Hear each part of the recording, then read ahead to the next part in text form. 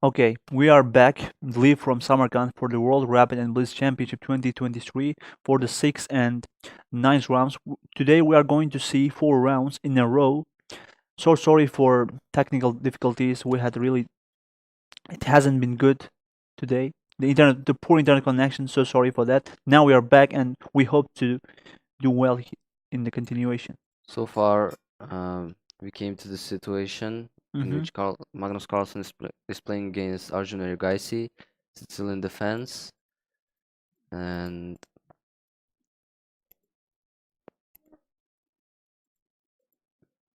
here Magnus Carlsen is preparing uh, to capture that Preparing a pawn. battery onto the 8-7 pawn. Mm-hmm. Now this pawn on b3 is going to be a little weak, I think, because after maybe bringing it to here, just sliding the rook to maybe here, this pawn can be a target after some moves. Also, Arjun Erigaisi can bring his knight somewhere here and his rook here. Yeah, putting pressure to the pawn on b3 and potentially win that pawn in the next few moves. And also, he may somehow attack this pawn too, like pushing this pawn here and giving some pressure here somehow. So let's see the other game. Ivan Cheparinov and Daniil Dubov. Mm-hmm. Here the story is different.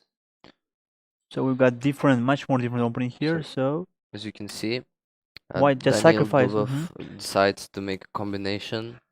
At first sacrificing his bishop and then giving a check, then capturing the opponent's pawn. And here Ivan Cheparinov is is giving a fork to queen and knight. At the same time. Okay. Now bishop. Okay. Now the knight in c3 is going to b5, attacking the pawn on d4, and at the same. But on the other hand, the black knight is also attacking the pawn on e4. So there are two pawns under attack by two knights here. So now it's time for one of them to make a move and to protect their pawns. So Dubov now is down a knight, but the position is equal. Ivan Cheparinov um, cannot castle because he has already moved with his king. Mm-hmm. So now Ivan Cheparinov is capturing the pawn here, castling, and now Daniil Dubov is activating his pawn and start bringing his rooks. Mm-hmm. Now you may ask why the position is equal when the black has got more major active piece on the board, because his king is not so safe here on the f7, and it's not so safe, and the rooks are going to potentially coming to here and blocking and making it uncomfortable for black king to move, and the pawn on d4 is also a weakness, and it's going to be captured in the next few moves, maybe with this, and maybe queen comes here. So now there is no any other point where Hmm? Cheparinov can step back with his knight, so he can just bring his queen here. Yeah, So he brought, and after that white captured the knight, gave a check, and then I think he's going to capture this knight. Well, the position is really interesting. mm-hmm, It's not closed, it's really open. mm-hmm. And Daniil Dubov is trying to somehow compensate the loss of the knight. And the game, I think, is going to be really interesting. So maybe at this time we can go to other games as well. So maybe we can go to the game of Nihal Sarin and Pavel Pankratov. They both are one of the leaders of the tournament. They must be in 8 to 10 places with 4 or 4.5 points out of 6. So let's go from the beginning. The game started e4, so French it is the defense. French defense we got on the board. Uh-huh. Now there you can see this pawn can take this pawn, this pawn can take this pawn, this pawn can take this pawn.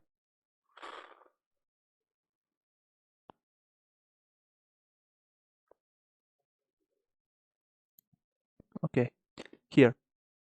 So we were in the opening, we were winning. It was the French defense here on the board. Now you can see here, uh, there it can be captured. This can be captured. This can be captured. Four pawns are staring down each other and can potentially take them. But black is trying to keep the tension in the center and make the game more complicated for white to move. So pawn takes pawn, pawn takes pawn. Now bishop goes to b5 to pin the knight to king.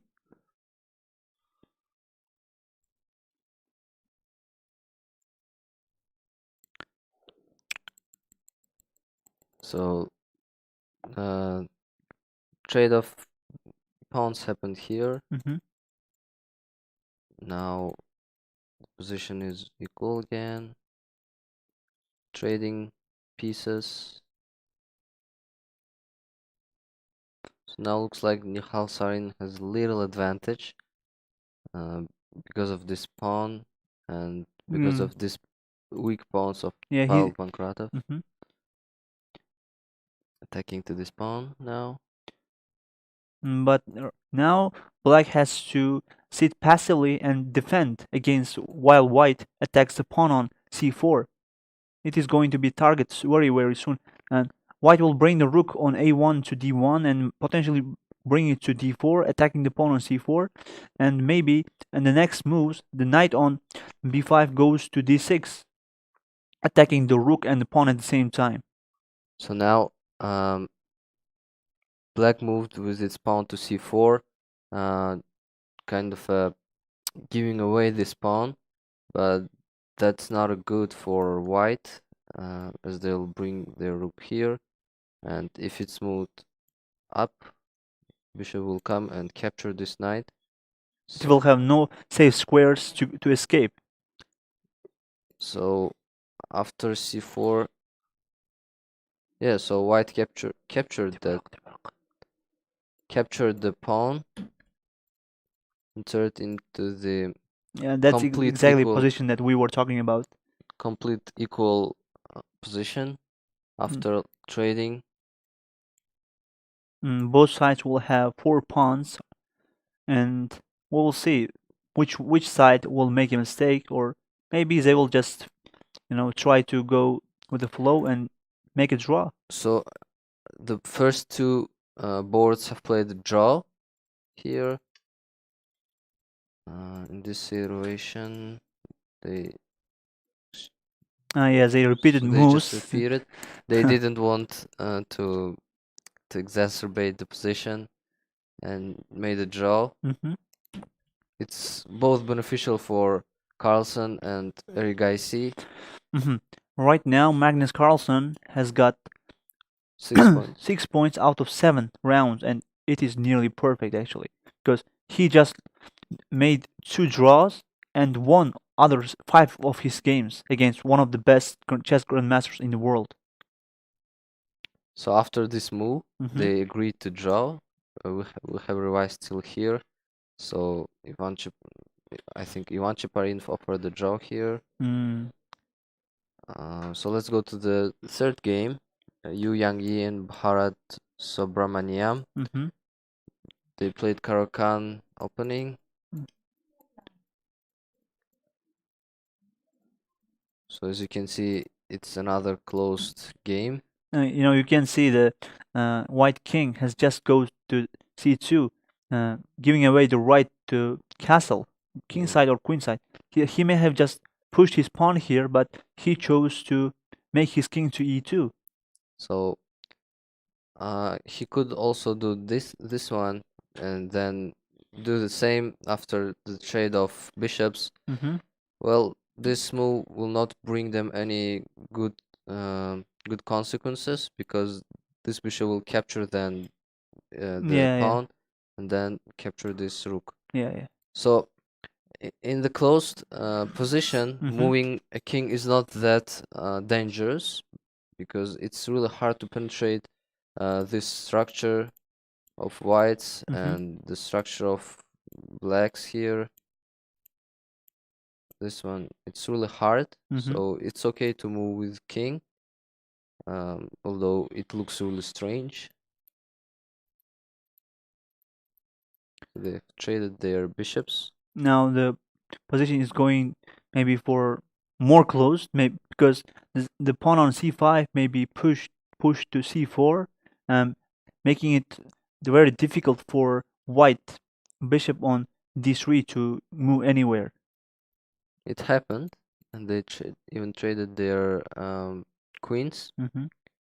So Indian grandmaster is thinking whether to capture that with its knight Mm-hmm. um, or pawn. So he Mm-hmm. captured that with his knight.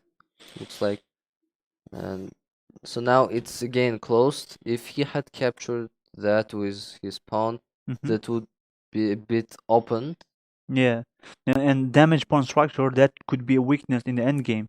Yeah, but he decided to make the game even more closed. Mm-hmm.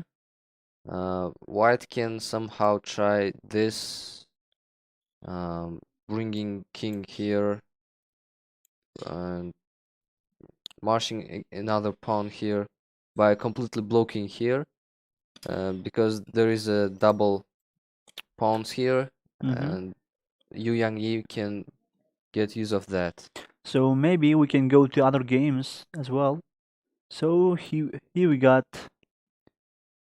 Levon Aronian, an Armenian grandmaster who plays in, from the FIDE Federation of USA.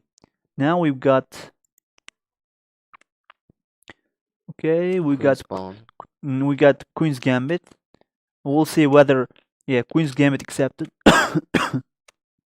So white castles. Uh, this pawn on b7 came to b5 to protect the pawn on c4.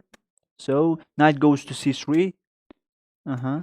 So now white is going to take over the center by moving his pawn from e2 to e4, controlling this, and this square by uh, two of his pawns, and here as well. This knight is protecting this part. This knight is protecting this part. Now white is totally controlling the center. So blacks are trying to Mm-hmm. attack the defense of Aronian Levanian by activating their pawns from the left side. Mm-hmm. So he's offering a trade of pawns here. So the position is again turning to be complicated. Um,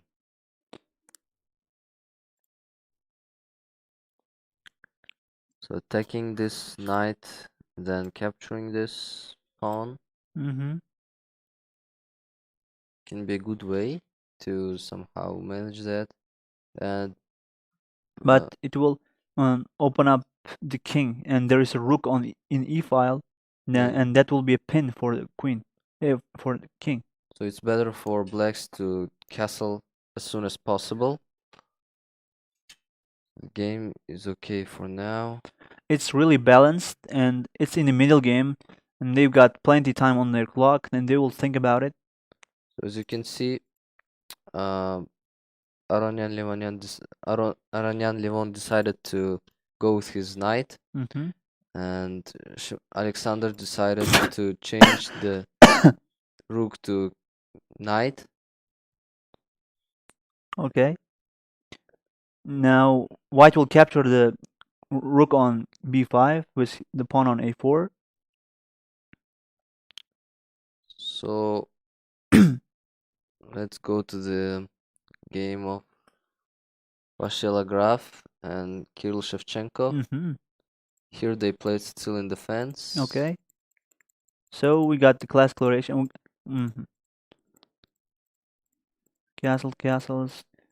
Some pieces are exchanged, and knight drops back. Knight is was rerouting to the queen side by coming back to h2.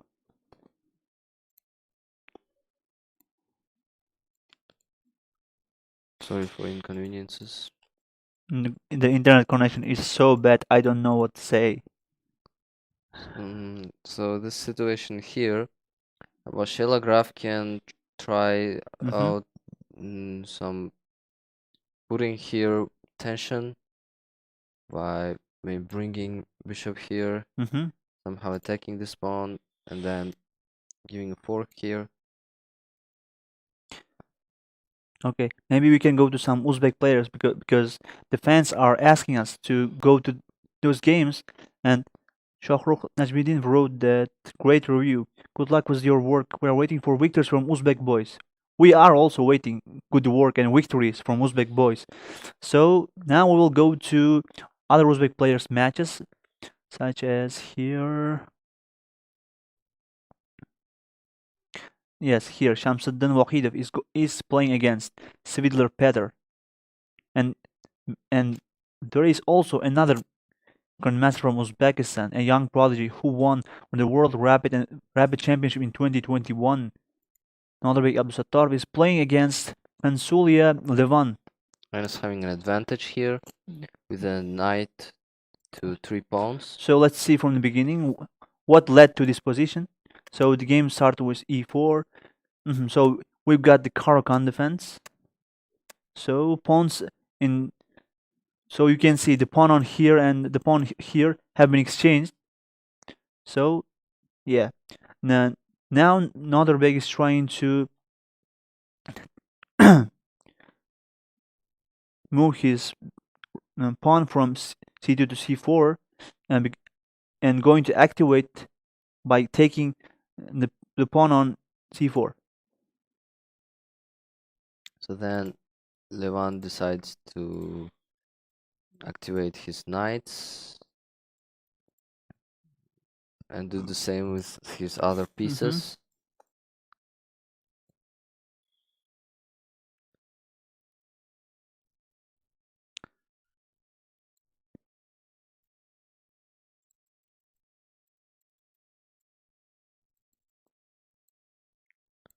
So series of trades happening here, as you can see.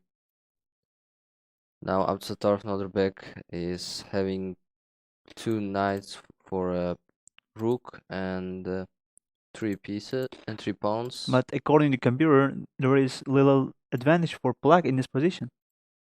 But Pansolia didn't find the right way to play, so the val bar is saying the position is now equalized. So now giving a fork here. So Pantsula, decided to refuse that fork and proceeded on moving his pawn to the first row. So as you can see, the evaluation bar is favoring white right now because he's got more active pieces and he's up material, and he's got extra knight for 3 pawns, right? So now Nodrbek Absatar is thinking. So in the other game, Maksulu Parham won Pranesh. Another grandmaster from India. They played English opening, which turned into the Queen's Gambit.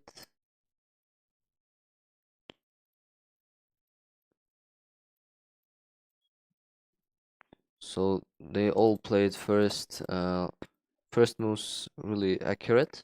And as you can see, they've got more than 15 minutes on their clock, and we can see that they didn't really think about what to move because they know, and they have played this position many times. They just decided to trade their all of their pieces. As you can see, they only got 2 rooks and knight. Now white is offering another rook trade here. So here the position of white is a bit better because knight is really active compared to this one. Because that knight on e7 cannot go any active square. Even if it comes to here and to here, it's not controlling any square. It's not preventing anything from moving, and it's not attacking anything. Yes. So then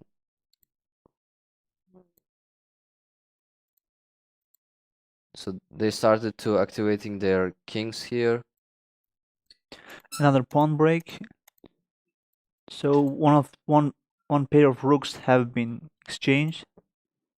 So now Maxulu Parham is offering a trade. It is really dangerous to take the pawn on f6 because the rook on f1 will infiltrate to black's position and attack the pawn on h6, and black will have to play passively and slide the rook to h8 to protect the pawn on h6. But on the other hand, yes, if it's not captured, it's going to become a queen nearly. Yeah, it becomes even more dangerous because it will be really close to 8th road. It's rank. Row. So they both played inaccurately here. Even if they had much time on their clocks, they still made a mistake. For example, they've got more than 10 minutes on So their the clock. position is totally equal here. Now it's totally close, but it seems suddenly. So after this move, Pranesh looks like worsened his own situation. Maybe he thought about capturing this, that Parham will capture this pawn, and that he will do something like this, or this, or like even bringing a king here, but white decide not to capture and just move pawn ahead, and now Pranesh is deciding to somehow prevent that. Knight f5, knight to6, another mistake. Now white's got a queen on the board and one pawn on c7 made a queen by going to c8. Now we got two queens on the board, and one queen is going to be captured, and black king is going to be checkmated in the next few moves. So here Pranesh just decided to resign the game, and knowing there is no point in continuing. Let's see the game of Jahangir Wahidov. Looks like he's having a great game against Gukesh Namaraju. Having an extra bishop here. Yeah, we can start from the first moves. Or didn't we? Now we had English opening. Yeah, so basic opening here. Yeah. So looks like this move. Yeah, we came here at analyzing. So like capturing would be better because moving back is really passive actually. Yeah, making this bishop passive is not a good option. Instead, just trading the bishops would be a better way. And this move was really bad because after e4 and then f4, this bishop is now trapped, and Gukesh is trying to somehow prevent that. But still, he's now losing a bishop on e6. And white just allowed the bishop on h6 to be captured by the knight on g4, but now winning back the bishop by moving the pawn from e4 to f4 to f5. So now Gukesh is trying to defend against that, but here the position of whites is totally okay, and it's risk free because he's got one bishop. After everything is traded off on the board, white will have one more bishop than black pieces. So now they came to this situation, and Now the queens have been traded off. they moved like this, and I think beginning offering trades would be better. So opening a situation would be a better way to attack these pawns and offering a trade with these rooks. Mm, Why this move exactly? Because if it's moved, it will just capture.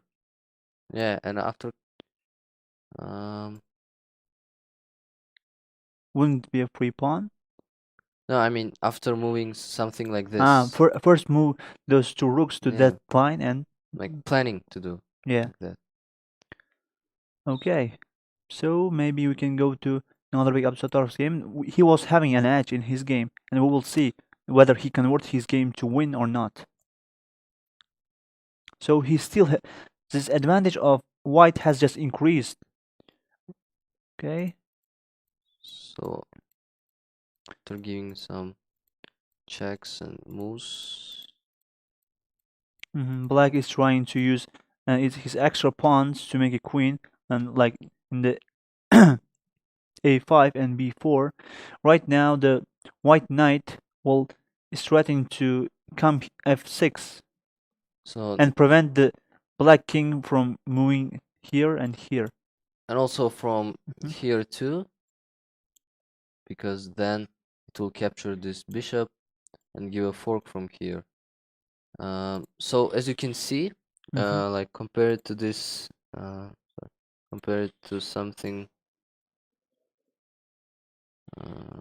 compared to this, sorry, to this situation, Mhm. it's now the rook is really passive now, and yeah, compared to this situation, the rook, as you can see, is really Mhm. passive here, and soon, So the evaluation bar is not as much as it was after those moves. And yeah, so the white knight went to he f6. didn't decide to capture that bishop. If he decides to do that, mm, if it's taken, I think he will simply take it. Yeah, But when everything comes down off the board, white will have an extra bishop and just yes. win the game easily. So why didn't he capture it? So it's rapid. Even Mm, such grandmasters make mistakes. mhm. So he could again go like that, but he decided to go with his bishop. Restrict the black king from moving to e file and restricting it only. Now he's got only two safe squares to go, and it's g7 and g8. Bishop. Now black is offering a rook trade, and we'll see whether another way. He decided not to take the rook. So now Absatar Notterbeck is trying to Reroute his knight to coming from g3. Maybe after that going to h5. yeah, to limit the king, hmm and then somehow giving checks from here, And maybe even checkmate. yes. So blacks are escaping. So now this This pawn pawn is is undefended, and there is no easy way to defend it. so after bishop b6, the position shows a little of advantage for the white side. As you can see, Norderbeck is not playing really accurately because before some two or three moves, he had really big winning advantage. But now evaluation bar is saying the game is equal. Yes, after I think it was a bit better here, hmm but he moved with his bishop, To why would he do that? and then the position is now Equal. totally equal. Yeah, because the two major pieces of white are here and just attacking one pawn. And even if this pawn is captured, there is no easy way to break through from here. Yeah. But it will give check. It will have to move here and maybe trying to push the pawns from here. And also this pawn is also weak, Mm-hmm. so rook may decide to capture that. Yeah. Maybe something like after giving check from here, white will go to here, right? Yes. Then it will come to here, attacking the bishop here, and it will just move over to here and to attack the pawn on g2. Okay, so up to turf now the black decides to attack the bishop one more time. Mm-hmm. Let's see.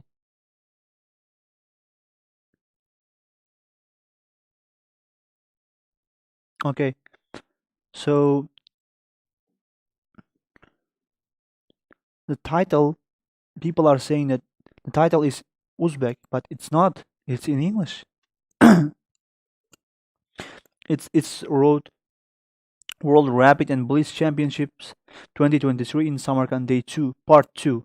So it's not in Uzbek. How could you say that, Mr. Precious? So the game between Anton Guyaro and Rajabov Timur Mm-hmm. started with an Italian opening, Mm-hmm. and after some basic opening, uh, position reached this. Uh, the position came to such a situation. Mm-hmm.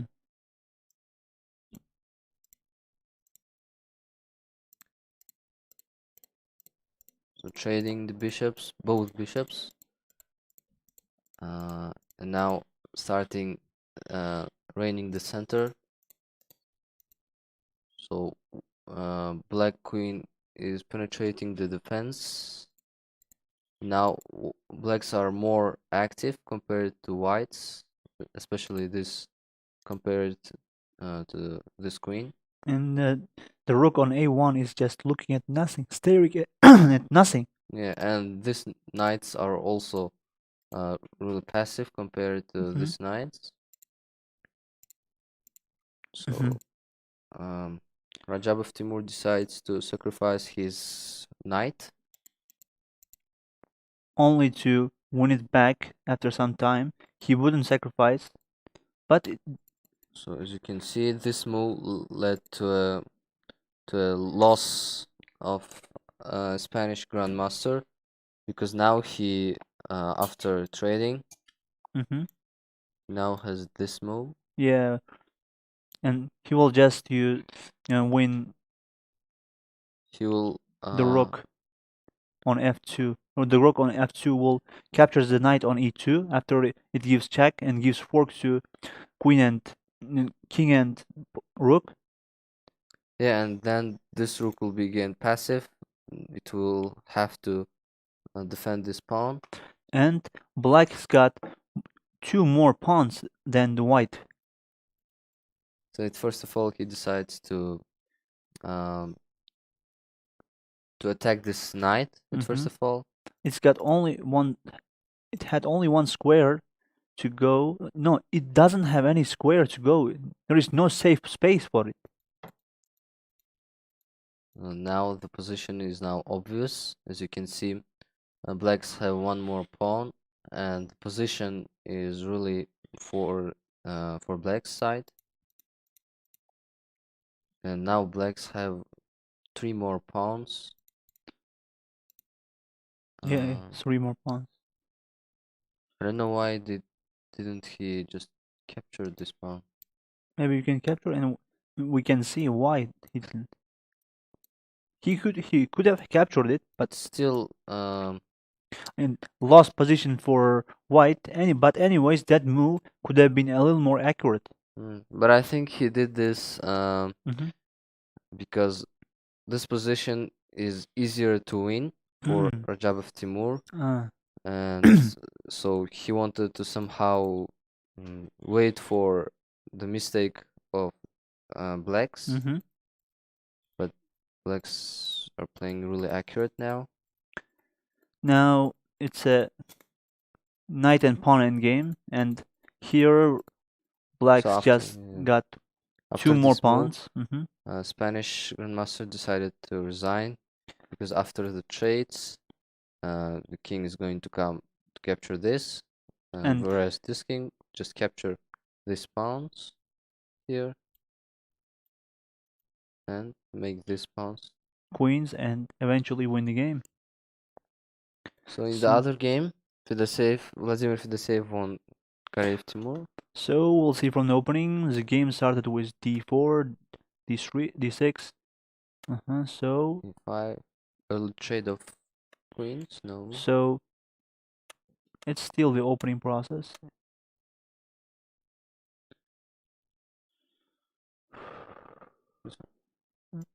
Yeah, it was this game.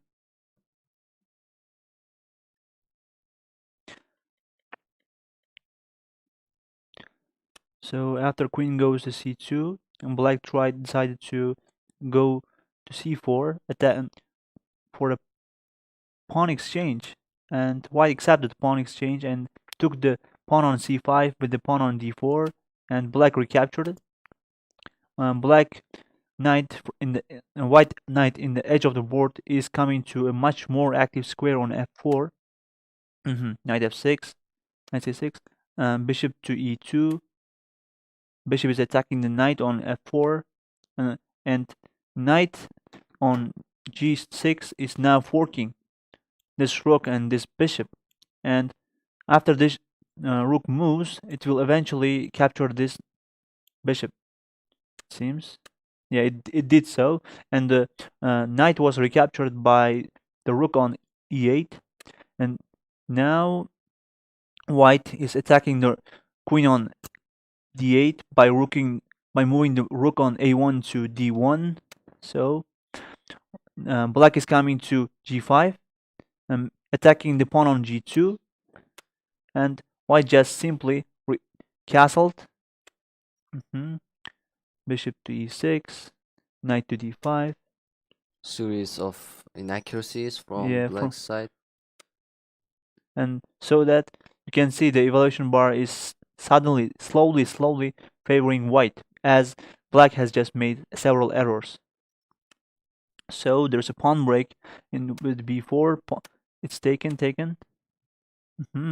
Now black is again offering an exchange of knights, and it's not recaptured, but it seems that it is a mistake.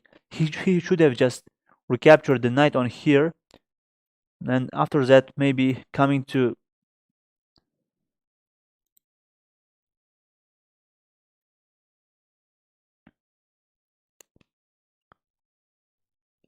yeah, here he should have just captured the knight on e7, but he just came here, and that was a little inaccuracy. So yeah, here let's recapture pawn. This pawn is going to be a little difficult to protect because it's in the center. Yes, it's protected by the rook on d1, but after rook comes here, it will be attacked by the three pieces of the black: the bishop on f7, the rook on e5, and the rook on d8.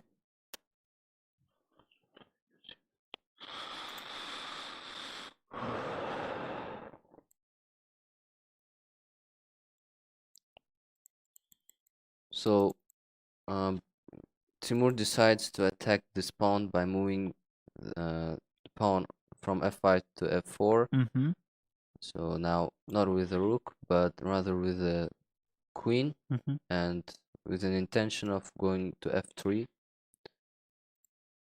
So after trade, uh, Timur captures the pawn on f2. Why would he do that? Mm-hmm. Okay, so then queen, trade of queen. So now if blacks had Mhm. captured that, they would simply Yeah, trade, and after it that, it would be turn. impossible to stop the pawn on d7. Or maybe if this didn't happen, maybe after a rook takes this bishop, and rook takes this bishop, he had to move to d8 to protect the pawn from becoming queen, and just lost his rook for bishop. Hmm? Then bishop b3, trade of Mm-hmm. rooks.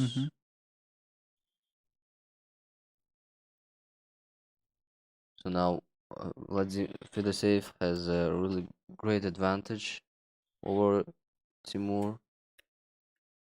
because his pawn on d7 is so strong that the rook on d8 is not able to move anywhere just to protect it from becoming queen. So now he has an intention of going rook forward and then after trade becoming queen.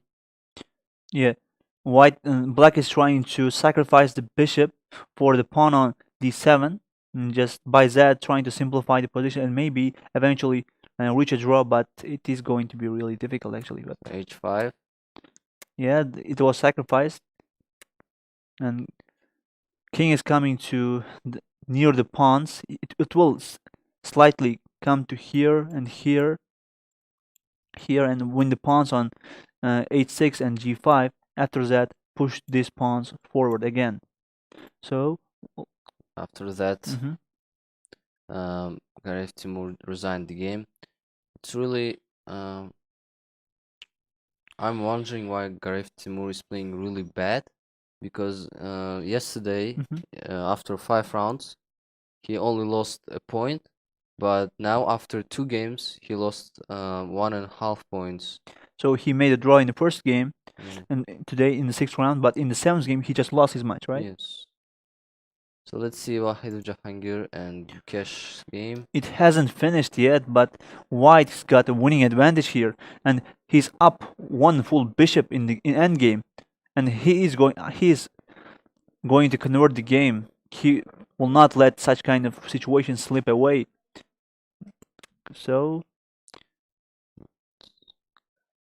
So what can Black do is um Black is just trying to restrict white pieces, and maybe after if Black is able to exchange the the pawns. pawns, then it will be nearly impossible for white to make a checkmate. As we saw in the sixth round, Nodarbek Sattarov was playing against Indian Grandmaster, and the same situation happened where he had one rook and bishop against one rook, and he couldn't make it a win.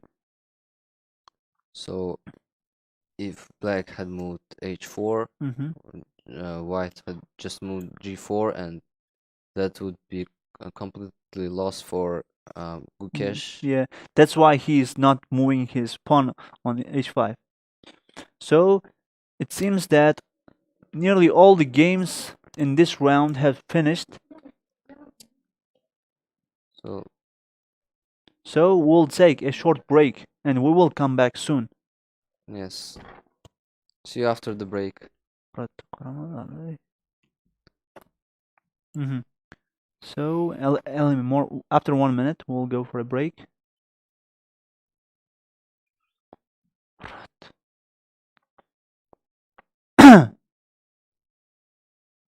We are going to take a short break.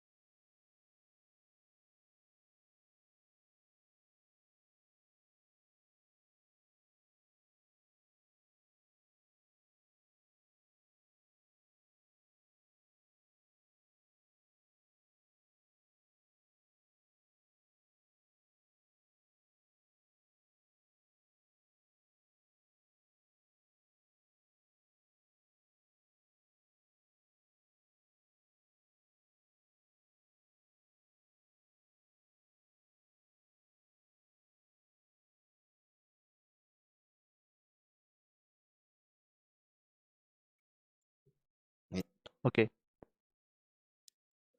So we are back now. We are back from a short break. I hope that you are still watching. You are still with us. And now there are two leaders. Yu Yangyi and Magnus Carlsen are both sharing the first place with 6 points each. And in the following round, they are going to face with each other. And there are two people who are leading the tournament, and they are facing in the 8th round of this tournament. Following them, there are 6 players with 5.5 points, which are playing against each other. And there are a lot of people who have So 5 here points. we can see we didn't see this match till the end. Here, yeah, they were here. They decided to repeat moves, but Jahangir Wahidov didn't accept. You know, if this position was repeated 3 times, it would have been a draw. But Jahangir Wahidov knows that he's winning, and he's pushing his opponent to accept the loss. Now Black is trying to restrict White's king from moving at all. Now White's king can't move here, can't move here. Only the safe square is h1. Okay. Now Black is just going to backwards and coming to g3 again. Bishop coming back. Now Rook is attacking the bishop on e2. So now, if we go here, capturing this pawn would be hard. It's impossible. If you come here with the rook, the bishop will go away, and you can come with king too. So after this, now it's okay for king to come here and capture that. Yeah, the way has just been blocked by the bishop, and this this king in h2 will come to first h3 and win the pawn on h4. So Jahangir Wahidov did exactly the same. Yes. So offering a trade here would lead to a draw. After trading, it's impossible with the pawn on the edge and with the bishop different from the corner to win. It's impossible to win in this situation. So that's why offering a trade would not benefit Jahangir Wahidov. So attacking the bishop, trying to defend the pawn on h4, but it's going to be captured sooner or later. Yeah, so now bishop is coming. Yeah, now White is sacrificing his bishop for one pawn. Yeah. Now Black can just capture this, and after exchange, this winning rook, king and pawn endgame. They will just come with the king. If it comes to here, it will just come here. No. That was what Kukesh was hoping for. Just come here and like this, and give rise to. Yeah, there is no way to defend the pawn on g4 from becoming queen if that situation happened. So that's why Gukesh moved with his king. And he's still hoping that he can hold this position where he's down one bishop and one pawn. So after this move, Gukesh the Maharaj resigned. Yeah. He could have like moved something like this. Restricting the move of king. But still, after this move, he would Jahangir Wahidov would give a checkmate in 1 or 2 moves. So here the pairings for the 8th round of the Rapid World Championship 2023. So in the first board we can see Yu Yangyi with the white pieces is going to face world's best and the reigning world Rapid and Blitz champion Magnus Carlsen. The games haven't really started yet, and we can see the pairings until they start. So in the second board, Arjun Erigaisi, a strong grandmaster from India, is facing a very, very strong grandmaster from Russia, Vladimir Fedoseev. So we have in the fourth board another interesting thing match here. Timur Rajabov is facing Ivan Chiparinov. So So the game is about to start in like within 3 minutes, if yeah, I'm not mistaken. yeah. Until they start, we can review some of the games of the last round here. So here, we'll try to go to some Uzbek players. Yeah, here another Bek draw his game against Pansulia. We saw that he had an edge in the game, but eventually Um, the game ended in a draw, unfortunately. so we revised this. Mm-hmm. Made a Satarov made a really great mistakes, and Whoa, uh, even a losing mistake, I think there was. Yeah, here it's showing black is winning, yes, even if he's up one full knight on the board. The computer is favoring black. That it means there's a way that black can turn his position into winning position. so now the point is kicking away this rook and intention to give a checkmate. Checkmating threats, Yes. but it's really difficult because the always the if it even if it comes to here and here, until then after it comes to here, the bishop can come here and opening up the square to escape for the king. So after rook a7, Mm-hmm. rook c1 mistake. Mm-hmm. So the correct way of winning the game was king b6, followed by rook c1, Mm-hmm. rook a1, 3, knight b7, rook g8, bishop d6. The intention of giving a check from a4, then give a check from e5. So yeah, that's like winning position for black. Mm-hmm. Um, but Peninsula uh, is doing a mistake by moving its rook to c1, and Amsatarov Nodorbeck is answering by mistake, followed by mistake. Then one more time.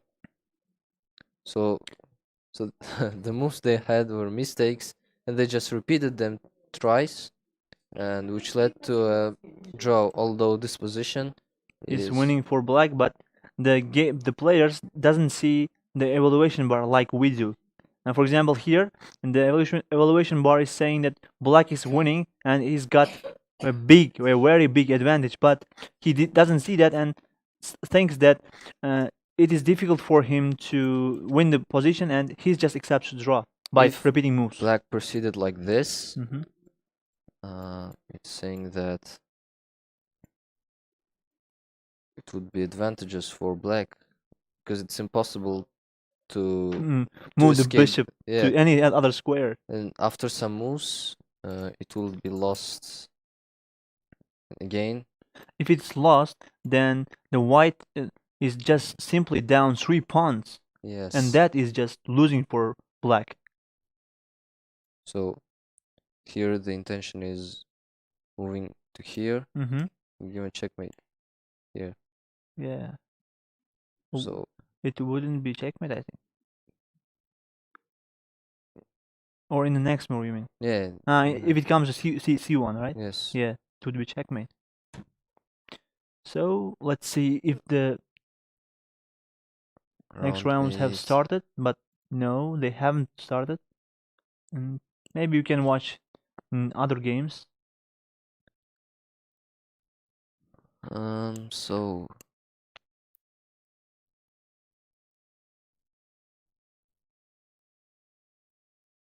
Mm-hmm.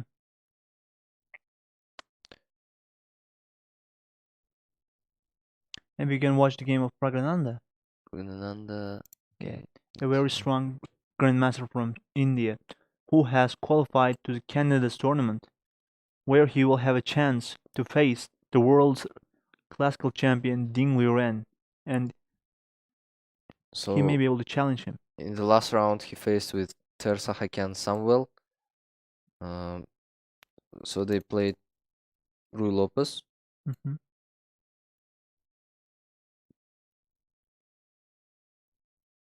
So if you remember, in the Hmm. last round for yesterday, Hmm. Rui Lopez was played a lot and Yeah, with really different yeah. It variations. is also another different variation. Yes. I didn't see, I can't remember that I have seen this one. Yeah. So Now, White has sacrificed the pawn on h2 in order to have an open diagonal yeah. in this line and trying to attack the queen and the king of black. So now white black rook is activated. If it's captured, then there will be checkmate from here. So it would be a deadly mistake if White captures. So the pair of rooks are exchanged. Tersahakan Samuel captures that with his bishop. I think capturing that with rook would be Better, better. yeah, because That would uh, give him control over d line. yeah, and I think he wanted to take. He took it with this in order to still have an open eye on the king to an h2. Yes, Hmm? and um, this one is under attack, queen. But Pragnananda didn't step back with his queen, but rather attacked the queen. Um, so now this one is under attack, the rook. And it has been just captured with the knight on c3. Now, if okay, mhm, just White's moving his king from c1 to b1. That's a prophylactic move, and also protecting the pawn on a2. Hmm? Now Pragnananda is bringing his rook into the game. So Rook drops back to c1, these uh, white bishops are really inactive.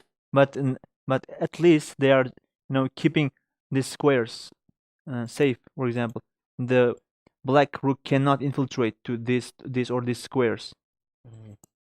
But Hmm? still, this one is like more has more control Yeah, over the board. it's staring down the white king. Yeah, Exactly.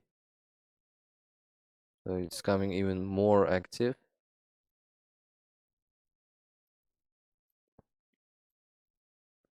So Pragnananda wants to make his knight even more active by like bringing him here. And here, and attacking the pawn on b2. It may be even checkmate threat.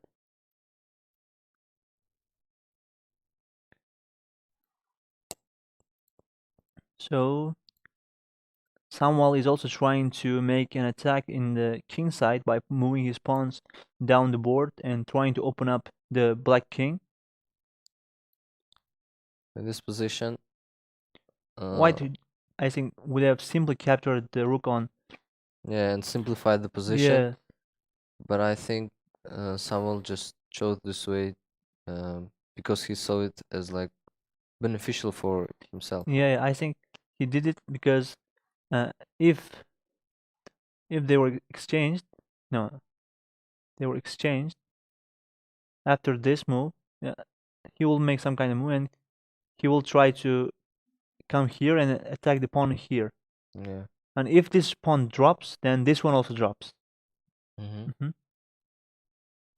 So But this is like even worse move. yeah, even worse actually.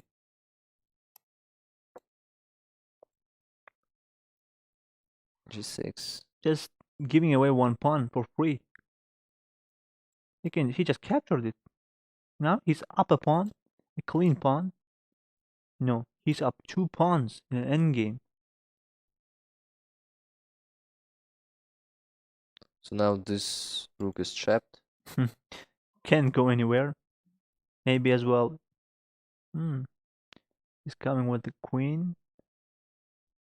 And somehow invading this, uh, capturing and then capturing this. Yeah, and not only And this one. will he won a pawn by this, but also after knight takes this, pawn takes knight, and there will be an isolated pawn that is Yeah. difficult to defend in an endgame. Okay, so it was followed by this move. Mm-hmm. So it was coming fork, Yeah,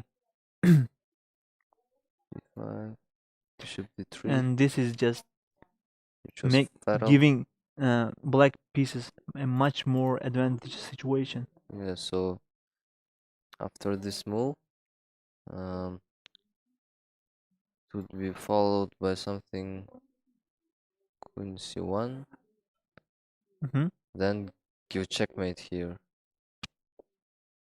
Okay. So maybe we'll check whether the game started. Yeah, the games of the round 8 have already started. Let's start with the most important one. Yes. Yang Yen Carlsen, Whoa, Magnus Carlsen. we've got the Sicilian defense. We're going to see a fight here.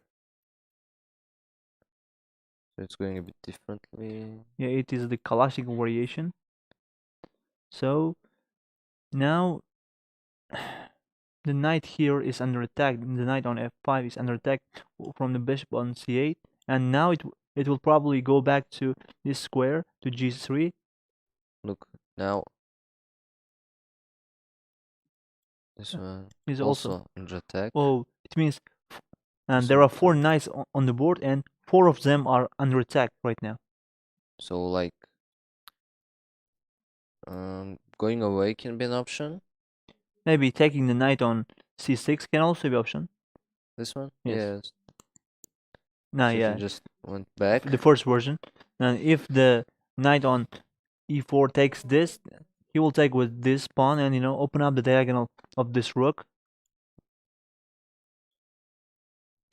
And what I think Mm-hmm. is this one wouldn't be a better choice because after this this one is activated Mm-hmm. and there are moves like this somehow attacking the king. Mm-hmm.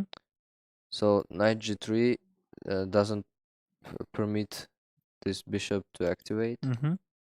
and so this move is better. So now Yu Yangyi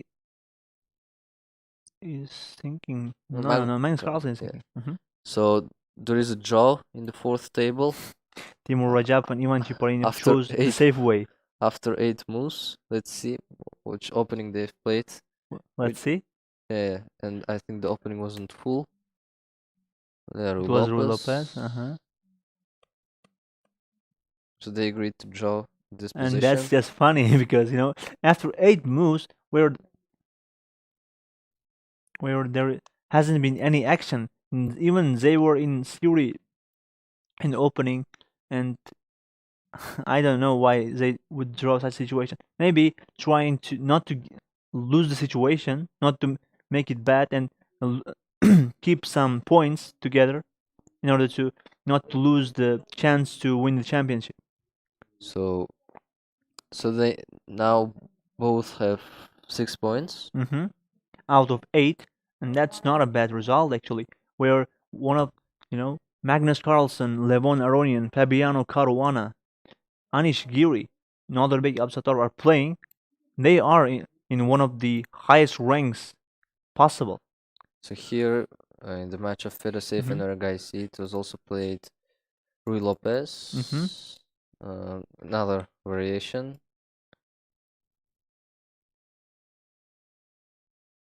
Mm-hmm. Now there is a pawn So break. White may just simply push the pawn to d5. to d5, And taking away more space, restricting the bishop from coming to e6. But this bishop can come to uh, g4 to pinning the knight on f3 to the queen on d1. Okay, yeah, but now so Arjun guys is trying to make a move. so this one is usually followed by move Mm-hmm. and activating the knight from here, Yeah, rerouting the knight to the king side of the black. and then Mm-hmm. moving a pawn here. So he moved with his bishop to e3. Mm-hmm. So He hasn't really moved. He's thinking. He moved. I think now because Yeah, Feodosiev so is he thinking. moved. Yeah. So Now this he's is protecting still bot. opening. Mm-hmm. It's not that interesting. So we can go to another game. Murdin Voladar is playing against Dubov Daniil from Russia with the white pieces. So the game is London system. So Mm. They are repeating their moves. this Similar. exactly the symmetry. You can see there are 4 bishops on the board, and 4 of them are staring each other, and they will be exchanged in a few moves. Here we can see that the dark squared bishops have already been exchanged. So queen goes to b3, attacking the pawn on b8, b7. Rook protects the pawn, and uh, white queen just slides back to c3. Now it's time for black to move, and Dubov Daniel is thinking for his next move. Hmm? Let's see what happened here. So we have seen this position. Yeah, that's exactly what happened. The rook has just made an open file for itself. Yeah, so it came here, which is unusual for the 13th move. Yeah, it seems that black is not going to castle at all because uh, this side is opened up. This file is really open. If white castle this way, and the rook will come to here and can come slide back to here and control the open diagonal. And if it uh, castle this way, the rook on here on h6 will be really difficult to deal with because when uh, this queen on d1 comes to h1, there will be deadly threat on h7. And I think Hmm? mm, black pieces will not, white pieces will not castle at all too, Mm-hmm. because after this move, Uh-huh. they won't be able to castle, Mm. and so I think the game will be held without any castles. So both sides are not going to castle, Yes. seems. Hmm. So in this situation, they are both thinking, and we can go to other games. So here, Wakil Jahangir is playing against Spaniard Grandmaster Anton Gujaro. So we'll see from the opening. Okay, now King. we got the English opening. Okay, just the opening series. We don't have to waste time here. So castles, castles. Now it comes to the open file. And now the most natural move for black is just to move the bishop to maybe g7 or maybe d6. Mm. Oh, uh, Not d7, d6. yeah, yeah, it would have been captured for freely. But that move is going to wait, Mm. and So now games are being held, so there is also another draw in the fifth board. so there are The two game, people from like the same name, Maxim and Maxim. yeah. Maxim Vashilakoviev and Matlakov Maxim. So this position Hmm. they played Indian. King Sind in defense. So we're seeing. We have seen this match exactly the same variation once So in the last rounds. draw after this move. Hmm? After maybe 10th move, right? 13th, after 13th. 13th move, they both agreed to a draw. That's not unusual because we have seen Timur Rajab and Ivan Chiparinov made a draw after the 8th move even. Hmm. So let's go to the game of Levon Aranyan and Shevchenko. Hmm. Kirill, Okay, maybe we can go to opening. Rui Lopez again. It is again Rui Lopez, Another variation again. the most played chess opening in history, I think. It is the Rui Lopez. And we have seen it many times in this tournament throughout uh, rounds.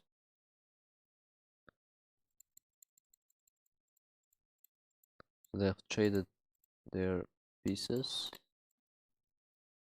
This move was like doing this, capturing the bishop, then Mm. winning this or this. Yeah. Now the one pawn ahead is Aranyan. Now, white can just put the bishop to c3, pinning it to the queen on d8, because there is a rook on d1 staring down this diagonal. So we'll see what he did. No, he did go to b4 actually, and he just protected the dark colored bishop on d4 by moving the pawn from c6 to c5. White drops back on. No, white took it because black cannot take this pawn. If it takes, the queen will be lost. So we'll see what he did. But he took it. That's really interesting. Look, Yeah. for one pawn and one rook, one full queen. So white knows that they have an advantage. So they start pushing their pawns to the king side. So Hmm? Limon Aranyan may someday bring his rook to d2 Mm-hmm. and attacking this pawn and this one. Well, this pawn is weak, is under attack, and is not defended. Mm-hmm. So c6.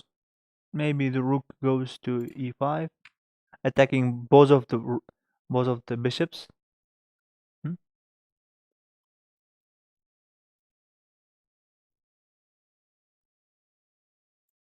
Okay. Let's go to Richard Rappert's game Mm-hmm. against. Hu Yang Yu. So the game is going for King's Indian attack. So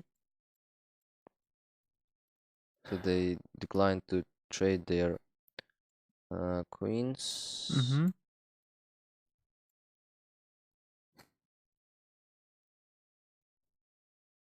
Uh, After a series of moves, they are still in the middle game after exchanging some pawns and some major pieces.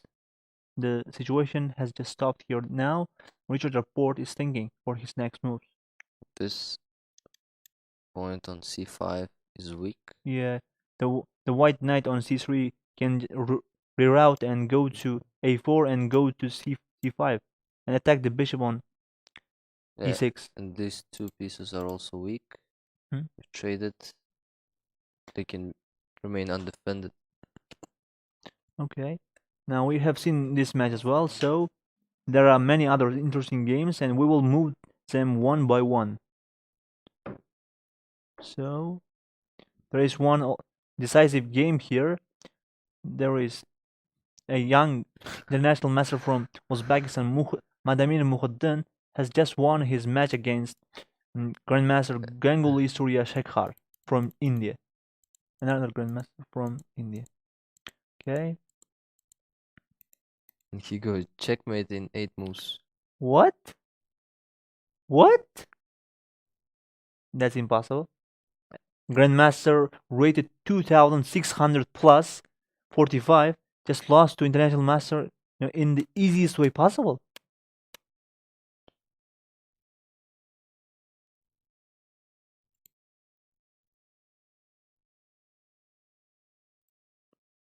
Is that even possible? How did he do that? Was he sleeping?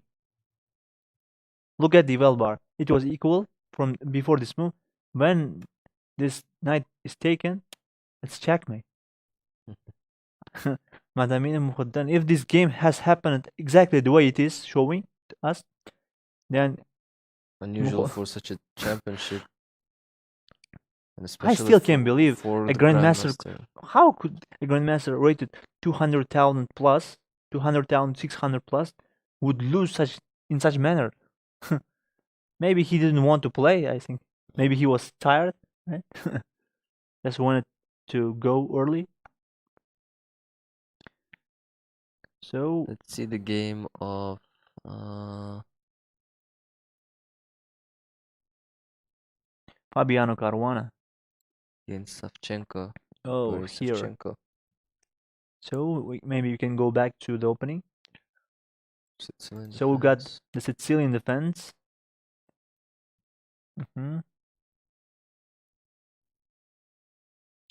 So both sides have just pushed their pawns down the board and attacked the knights on each side, and they both captured the knights.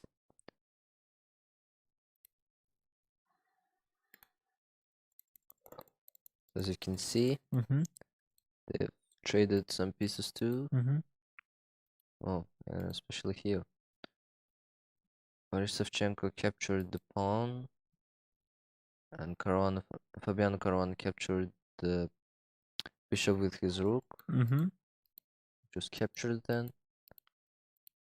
Now they've reached the situation. Now maybe the queen on e5 and the bishop on d4 are lined up to attack the pawn on g7, and before that the knight on f6. So And also there is a move of bishop to g2. yeah, there's a fork even here. Now we are expecting the black queen to move out of this way in order to not to lose his rook for a bishop. Let's see Jan Nepomniachtchi. He was also one of the candidates. He was ranked as the second highest ranked chess player. So we got the Italian, so classical Italian variation, and the theory. So a pair of bishops have been exchanged. So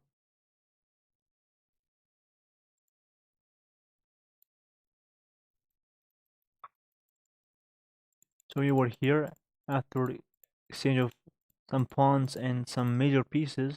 It is a situation where we have. So now there is dominance of rook over a. Oh, the pawns on b5 and c4 seems to be really strong, but at the same time weak if most of the pieces are just exchanged. So now Jan Nepomniachtchi is planning to control this horizontal line. He's planning to put a checkmate threat This on the board. diagonal line, sorry. By maybe moving knight here. Attacking the This queen pawn. on d6 and at the same time attacking the g7 pawn. And also this knight is also under attack if moved like this. Yeah. So how black can defend this? Yeah, we can see the evaluation bar is saying it's equal, but it is difficult. It can just defend many situations where even if it's down a full rook or something like that, the computer is so strong at defending situations like this. So he moved with his queen to c5. So he found the right way to defend.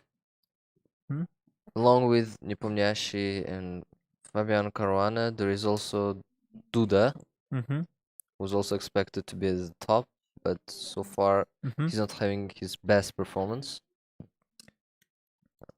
So we got Queen's Gambit accepted. Now it's quite unusual. We can see a rook lift early in the match.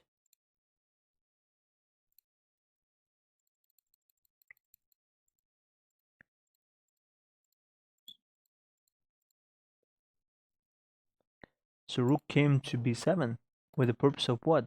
The purpose of maybe forking after taking the knight on c3, maybe forking the queen and knight and the c4 by pushing the pawn to b5. Didn't do that. Now he could have done that. Move just with his knight here. So he did exactly like that. Now the pawn on b5 cannot capture this because it is pinned to the rook. For one knight, the white queen would just have won the rook on b7. So it's attacking this queen, and queen goes to somewhere. but it will be decided by dude. And he decided to go to b1. Okay. Okay, so there is also a game of Abdusattar another back. So the there are some comments about fire. They are saying, spice things up a little bit. So what do, what do you recommend us to do? Tell us your recommendations. Maybe, Specifically, yeah, yes. maybe we'll improve. Tell us our mistakes. We will be really happy. Uh, we will accept them and try to work on ourselves and to improve this quality of this translation. So there is also an early trade of queens here. So Trade they of they ask why pieces. video is different from the chess desk. It may be because there may be some lateness in the translation, but actually it's the same. Hmm? So Abdusattar another back decided to Hmm? capture the bishop on e3, and now Norbek Abdusattar is having two bishops for a rook, Mm-hmm. and Bai Jinshi also has double pawn here, which is not good too. Seems like there is one rook against one knight and one bishop, right? Yeah. And this is just winning for white black because there is damage structure here, and there are a pair of bishops here on e8 and f6, and they are active. And actually, this one is more active. Now the knight on e5 will have to come back to here or here, because or maybe he can come here to attack the pawn on a7. Hmm? So there is one finished game Mhm. between Gukesh Damaraju and Brakin Mikhail. So they played Whoa. Karokan defense.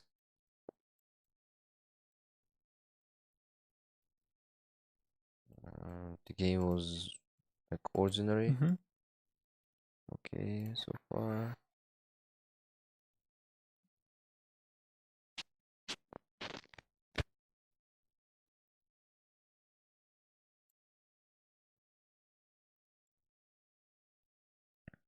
So Gukesh Damaraj brought his knight from here to e3. He also placed that g4 to attack this pawn on h6. Mhm. a6. This move was blunder. That is apparently a mistake. After bishop g5, the structure is Mm. destroyed, Because the pawn on e6 has just dropped, and now there's a fork. Now, and there is no way to escape that. mm, after pushing that pawn, if it was pushed to maybe f6, maybe it was preventable.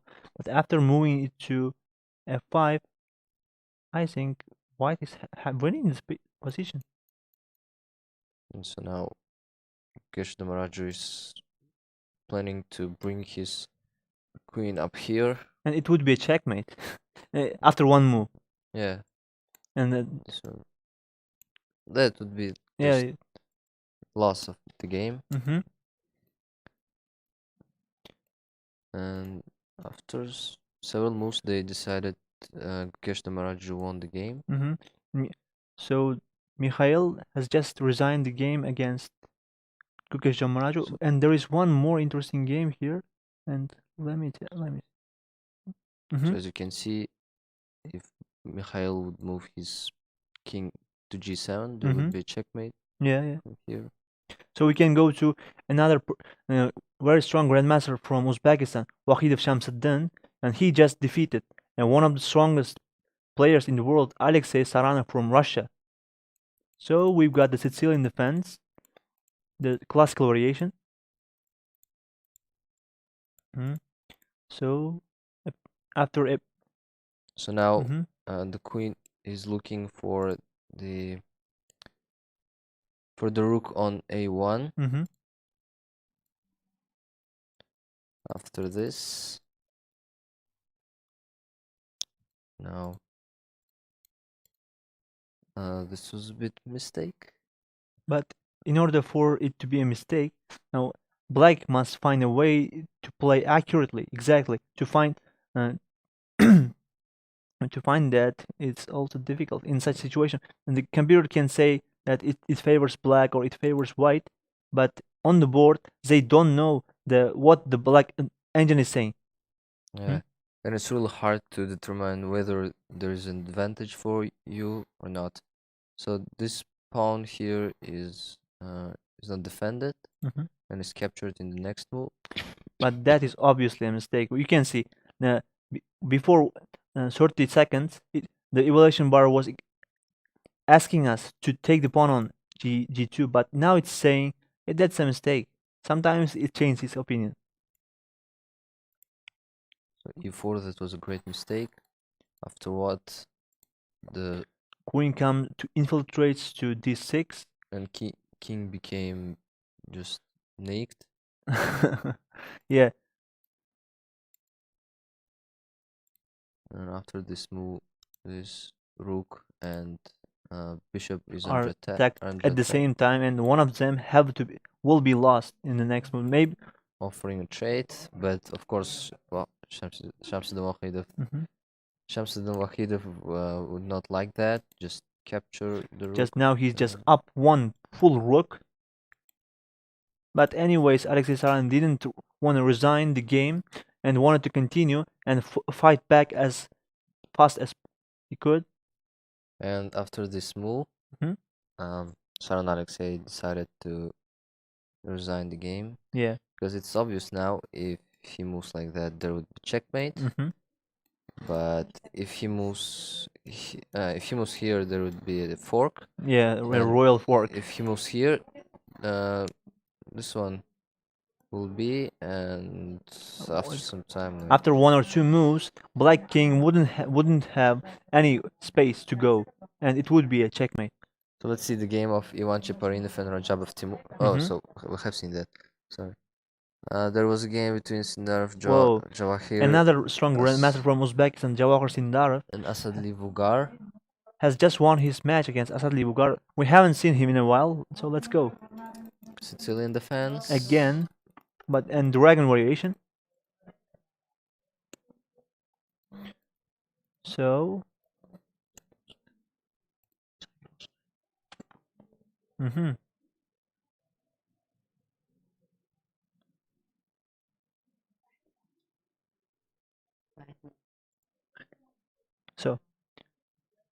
So, a minute here.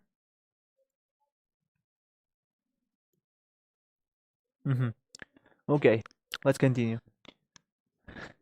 Now, some games have finished already, but most of the games haven't finished, and they are going on. So, now we'll go to the opening stage of Jawahrindar's game. It was Sicilian defense.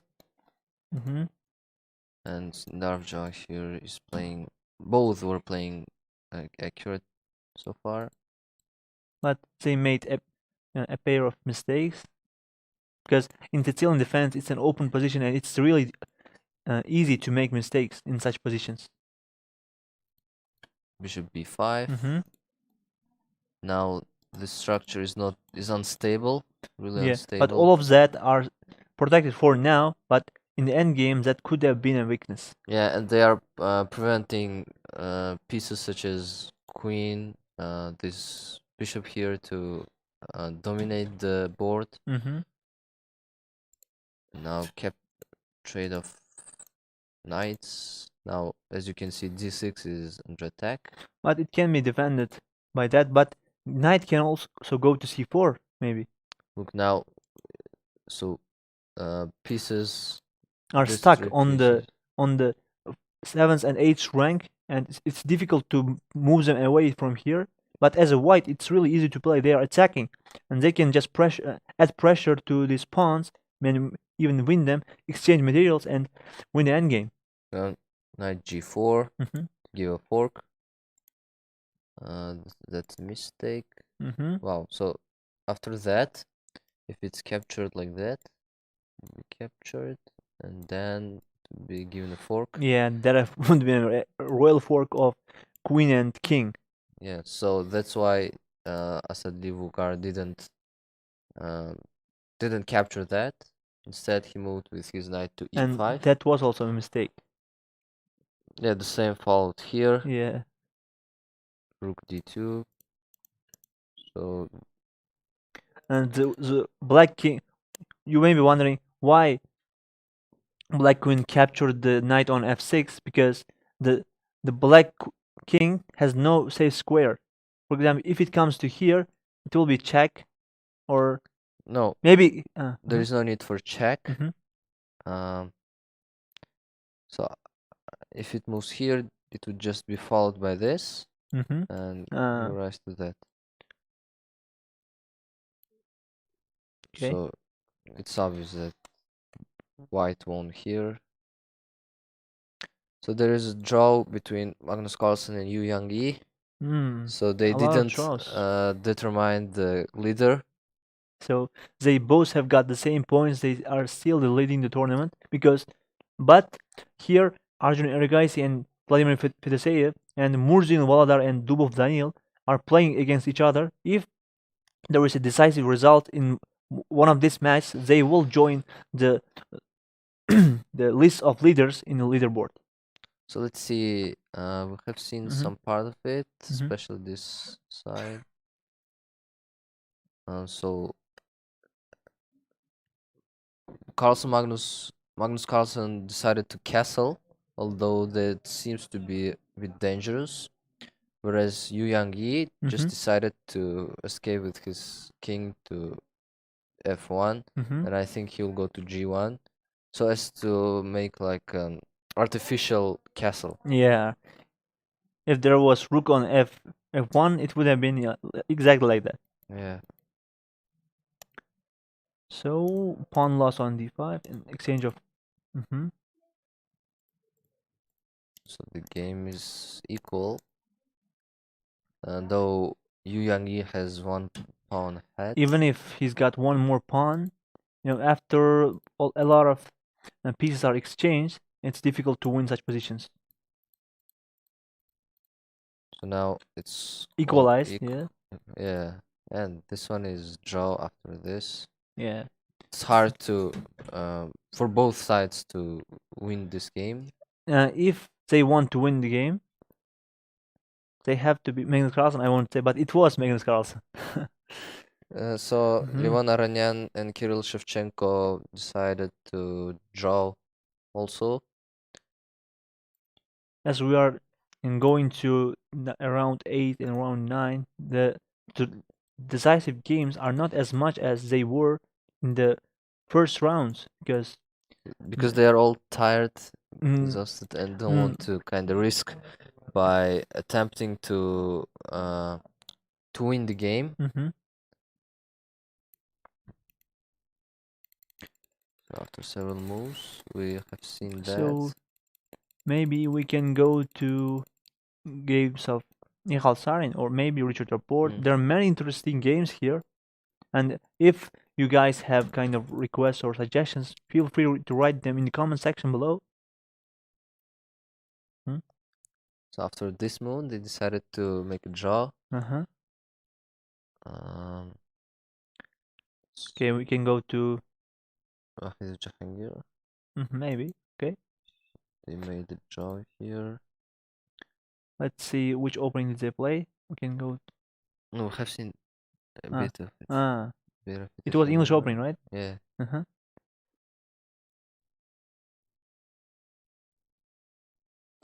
So, if you know, Jahangir Wahidov is one of the strongest people on this planet in the um, topic of openings. He helps many grandmasters, many strong grandmasters to prepare for their tournaments.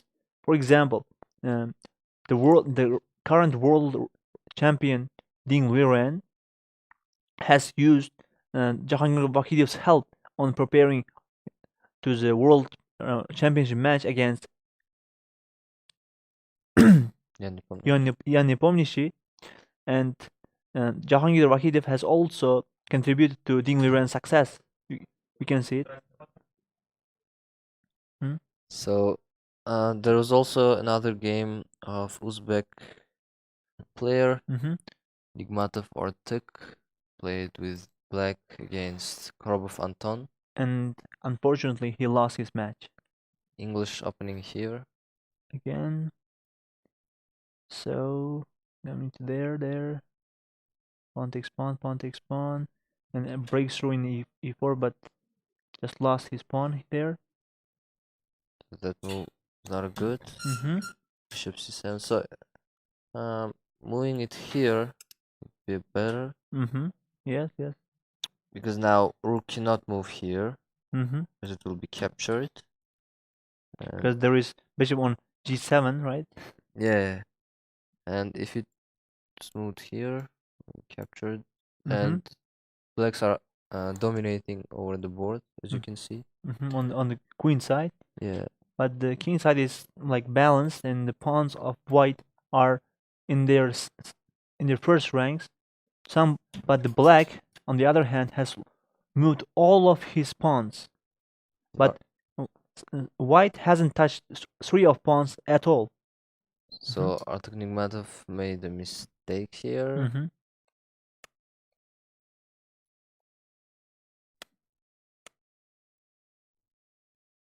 So we're offering a trade, Mm-hmm. rejected, pointing to this knight Mm-hmm. with two rooks, captured with knight. Now this bishop is really placed really really well, Mm-hmm. as it now protects the knight, attacks this pawn, and Attacks attacks the this side yeah. too. So it went on and went on. So bishop is So attacking the queen. queen became trapped here, or not trapped, but it's But impossible yeah, to kind of protect save this this rook. rook on a3. Now the queen has to just take this or just go back to this square. That is the only square that it is safe. For example, this square is controlled by this, and this is by queen. This is by this knight. This is by two knights. So So that is the only safe square for queen. also there was a move like this one, but after this, Mm-hmm. if it moves here, there will be this check. If it's moved here, there will be king check and knight check, and then check from there. And that Just would be like nearly checkmate there. Mm-hmm. yeah, Okay. destroying. Okay. Now we can go to other games as well. So The same. Legend. So, in the second board, Arjun Erigaisi is playing against Vladimir Fedoseev, and it seems like Black has an edge here. And according to Engine, now they've got really big and winning advantage. Now Black is up a pawn here. Now there are one rook and one bishop against one rook and one knight. So now Black's got one extra pawn, and now it will try to capitalize, uh, moving it down the board to b1 and eventually to make it a queen in order to win the game. Hmm? So Arjunary guys is trying somehow to manage with that. So now if Vladimir Fedoseev will be able to realize the advantage, he will be also sharing um the leaderboard with Yu Yangyi and Magnus Magnus Carlsen, Carlsen. yes. Hmm? So what about the Daniil Dubov and Murzin Valadar? It's So completely it's a equal. really close position now. The pawns, this pawn can't go here. It's protected by two of these pawns here. This pawn can go here, but it doesn't have to be captured. For example, even if it's captured after a pair of trades, the position is still equal. What do I think is Hmm? uh G4 after this Yeah, is g4 would be a mistake, deadly mistake. You can see the mhm. well bar just dropped very much, and we can see maybe continuation. So Hmm? they moved Murzin Valadar moved with his rook to h5. Attacking the pawn on f5. And now black will try to protect the pawn, or yeah, it will try to protect the pawn by moving the rook to maybe f8 or maybe to g5. We have seen a lot of such structures of pawns. Yeah, like it's like a double pyramid. Yeah, and that's something that kind of proves that the game was closed. You can't penetrate from here if you don't have a knight. Yes, but black's got a knight here, and maybe in the future he will be able to do that because Yeah. we have seen that this pawn push would be a mistake. If white makes such mistakes, then but such people like you can see that Dubov Daniel, a very strong grandmaster, with a rating of 2,712. That's really high for Rapid. That's like top 20 player in the world. So far, in top 10 boards, Mhm. 6 games have finished, Mhm. and all of them were draw. Oh, that's something to note for. Yeah. If maybe there are other games, but this game is going a little bit the black favors of black, but Oh, this this was a one is. mistake. Look, Mm, just now, Arjun guys made a mistake. when he saw that we were commentating about him, maybe he felt shocked. Yeah, it was strange, and he made a mistake. So. Yeah, so I think if Mhm. Vladimir Fedoseev will win this game, he will face Magnus Carlsen, if I'm not mistaken. I think he had already faced with Yu Yang Yi. Mhm. Let's see that. Yeah, there are now 4 games remaining in the top 10 boards. And in the top 10th one, Nihal Sarin is playing against Maxim Chigayev. And this game seems a draw. It's a rook and pawn end game. And we can expect it to be a draw. But both sides have got relatively low time on their clock. They may make a mistake and potentially lose the game. Vladimir Fedoseev haven't faced Yu Yang. with Yu Yang yet, so So another game, Maxim Chigayev and Nihal Sarin has just agreed to draw, as I have just earlier, and we can see that maybe eighth board. Wade Santos oh, Gujarati is just winning his game against Paravian David. having a significant advantage over Paravian David. So he is up 1 pawn and 1 knight in the end game. Not in the end game because there are still queens here. Okay, now he'll just try to exchange this material. So they are asking for Andrei Yesipenko. Mm-hmm. Andrei Yesipenko is also playing here.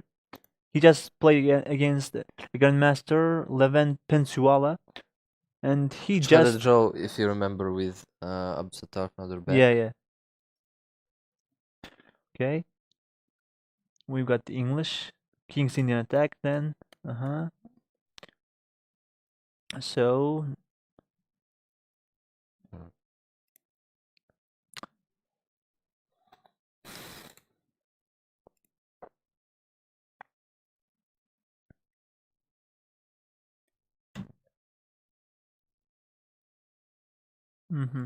Andrei Yesipenko is also one of the famous chess he's players also in very strong Russia. Grandmaster, and he had great results in the Man Island where the Grand Swiss tournament was held. So this was a bit complicated after this move. If that was captured, should simply be captured with an intention of going with the queen to here, then giving a check. But the king here can go to f8 also, I think. Then giving a check. Yeah, it would have been a checkmate. Yeah. So understood. So if it came here after this check, it would have been a fork, or if it made a mistake and moved to here, that would have been a checkmate in one. So he just captured the pawn on e5, sacrificing his bishop for 1 pawn, but he's going to win it back soon. So So now fork is followed Mm-hmm. by trade of rooks. Mm-hmm. Now the game is stable. So the mistake when moving king to h8. Mm-hmm. Now queen c5, capturing that and then giving checkmate there, and also capturing the pawn here. Now I think the only safe way to, escape the situation is just go back to a8 Yeah, and protecting the pawn at the same time, and uh, moving out the way of the knight on a5. even moving the bishop to a6 Mm-hmm. wouldn't help, because after this, that bishop would be captured. It would have been trapped. If it goes to c8, then it would have been checkmate. Yeah, so Mm-hmm. Jasipenko did uh, move to a8, as you told. Um, so now bishop f5, Mm-hmm. g3, g7, bishop e6. Okay. Now white seems to have some edge because the bishop on a8 is just trapped here. It can't go to here, here, here. These two squares are protected with this queen and this knight. And also, Mm-hmm. whereas this queen can move just all around the board, Andrei Sipenko can only move the queen only um, through 8's line, Mm-hmm. because it should defend the king from being given a checkmate. Mm-hmm. So the position now got equal. Well, So that was a really big blunder by Andrei Yasipenko. so if it was followed by e5, Mm-hmm. um, Basically, we just drop back to e7. then yeah, so I think you cannot give perpetual check here. Mm-hmm. It will just move out of the way. Yeah, so there is no any other check here. So then there is checkmate on the board nearly. Hmm. Hmm? So he didn't do that. Oh, instead moved with knight to d4, Mm-hmm. and the position got equal again.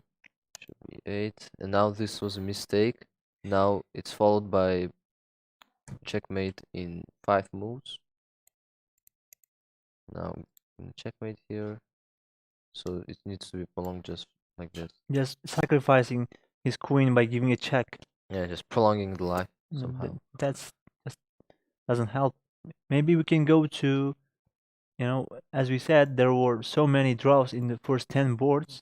Now only We one of just them has just finished with decisive result, where Willie Santosh Gujarati has won his match against Paravian David. he was dominating, if you remember. Yes. And also the second board. There has been a second result as well. Arjun Erigaisi has just lost his match against Vladimir Fedoseev. Yeah, Fedoseev had one extra pawn here, And he and made a mistake here. even if he made a mistake, Arjun Erigaisi couldn't find the accurate moves and just eventually lost the game. Here there was a way to draw Mm-hmm. uh, after knight f5, Mm-hmm. bishop e5, knight d4, and then that's blocked, Yeah, so then it it can't. cannot move. Yeah, it can't promote to a queen. If it's captured, then the game would have been a draw.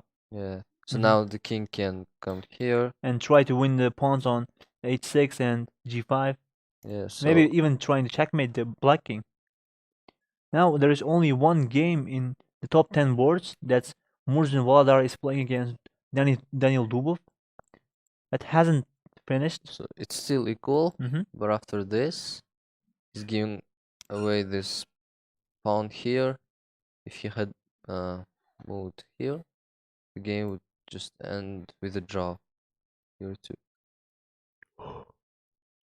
So that was followed by such course of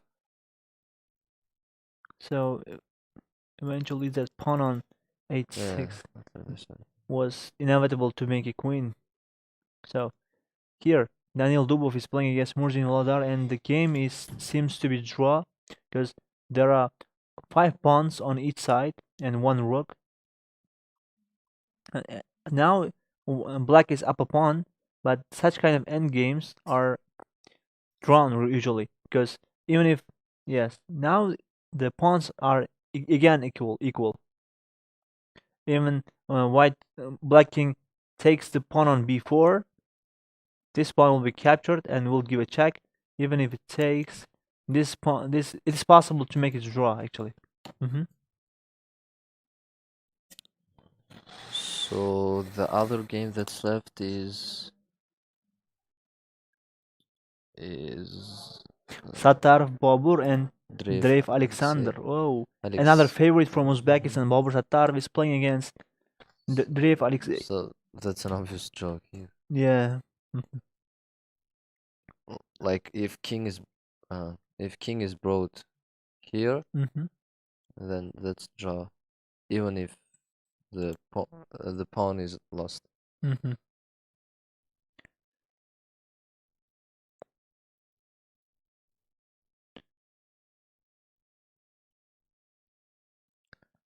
So many of the matches of the 8th round have already finished, and now we are waiting for 4 or 5 matches to finish before the start of the new round. Looks like in this game there were a lot of blunders. Let's Mm-hmm. see. It's red everywhere. Let's see from this side. Mm-hmm.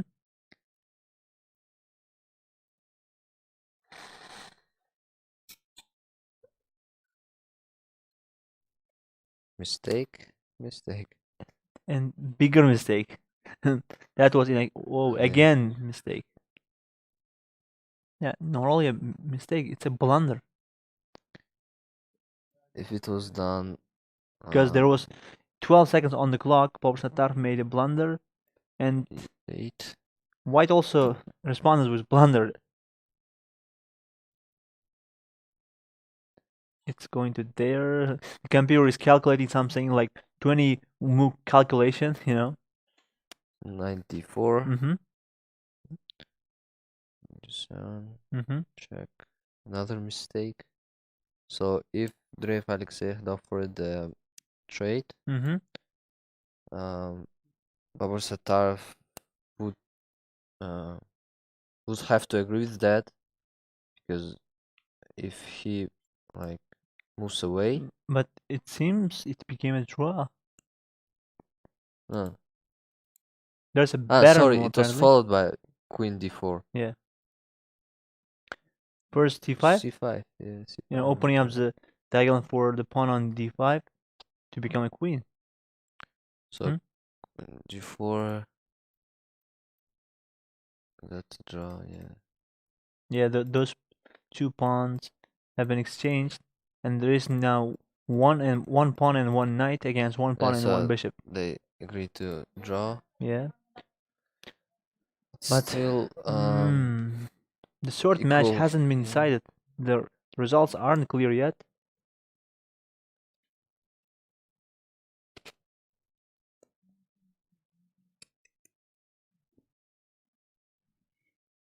So, okay, there are two. There are 3 games left only, and in the 92nd board and the 25th and the third board, and I think the most important and the most effective one is going to be this one. So we're not translating the women's rapid championship because first of all, it's not as interesting as the men's, and like I don't think that we and fans know much about girls. Like If fans ask us to go to women's section, we will.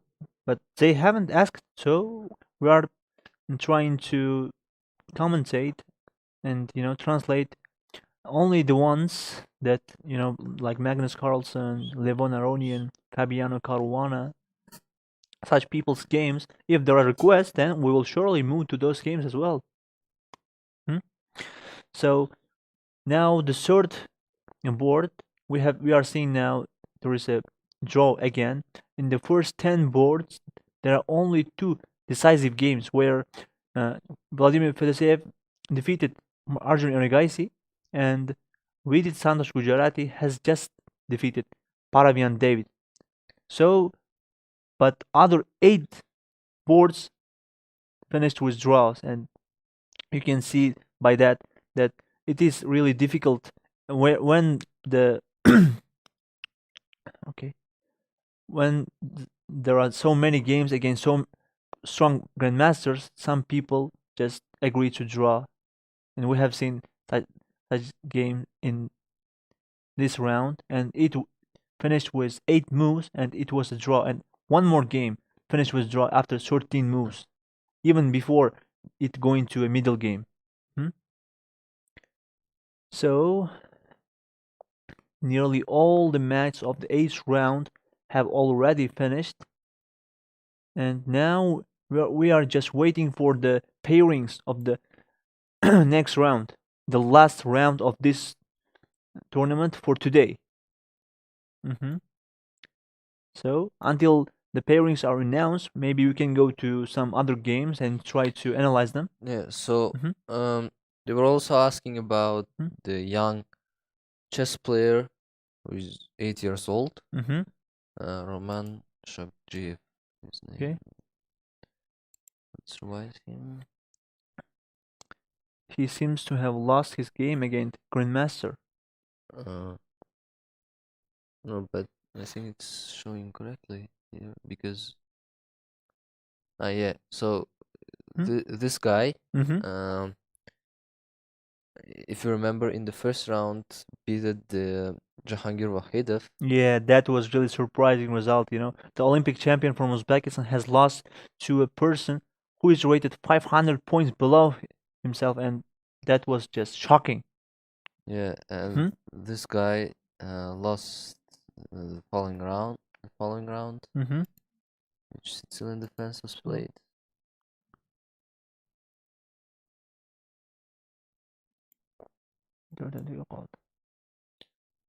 Uh, so yeah, yeah. Let's continue. We've got Still still in in defense. defense. Mm-hmm. Let's go. Knight e6.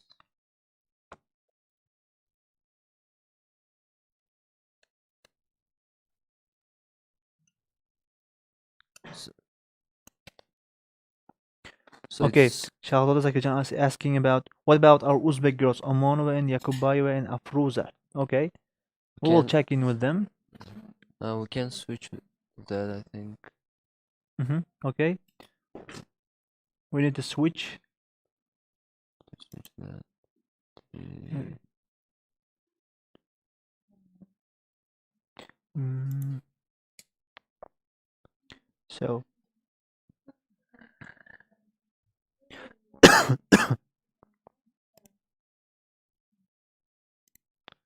So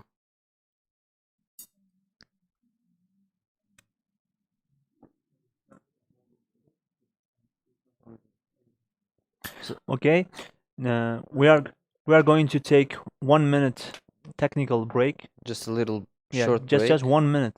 Just don't go anywhere, all right? So and then we'll discuss the game of the Yeah. girls. And until then, just rest, sit back, and relax. Toxtadı mı?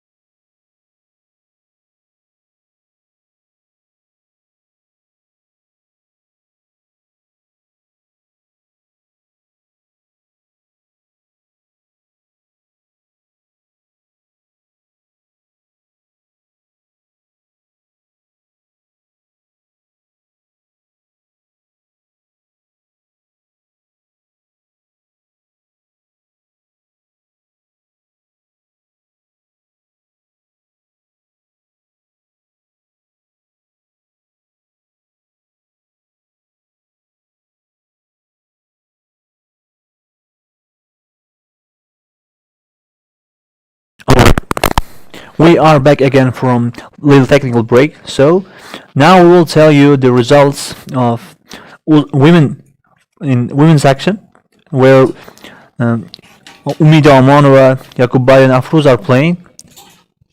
So now you can start. So, first of all, same with us. There are also two leaders which are sharing the podium with 6 points out of 7. And the Uzbek that is high enough is The highest points belongs to in women's section from Uzbekistan are Hamdamova Afruza with 3. who is the first ever world champion among girls in Uzbekistan. Now you can just Okay, um, now we can go to other games. I like you. So, in the here, I think you can watch the game of Mamlakatimizda. here, okay, Yeah. okay. We are here. Their game has been decided, and Omano Umide unfortunately has lost his game against Balabayeva Henia. Still in defense. Hold here. Trade. Another trade. So this was That was a blunder. big mistake.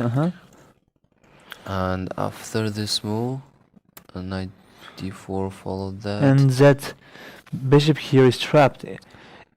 The rooks cannot come here and to defend this because this square is protected by the knight. Yeah, and the bishop can move here.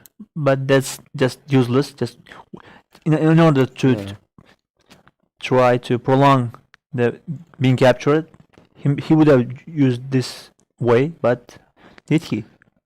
So like even bringing bishop,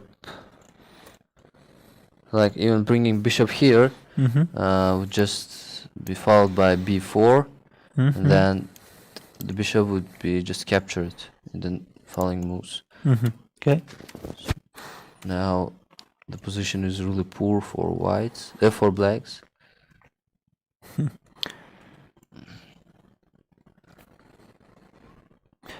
Now white is up on exchange, and for one knight and one pawn. So if captured, Then the the knight would have been captured, and that endgame would have been lost for black pieces. and also there would be rook trade, which would surely lead to the loss of blacks. Umide, yeah. Unfortunately, he lost his match against Share. Balabayeva Kenya. So maybe you can go to another So another just match. followed. That's obvious. Maybe we can go to Afroza Hamdano's game, right?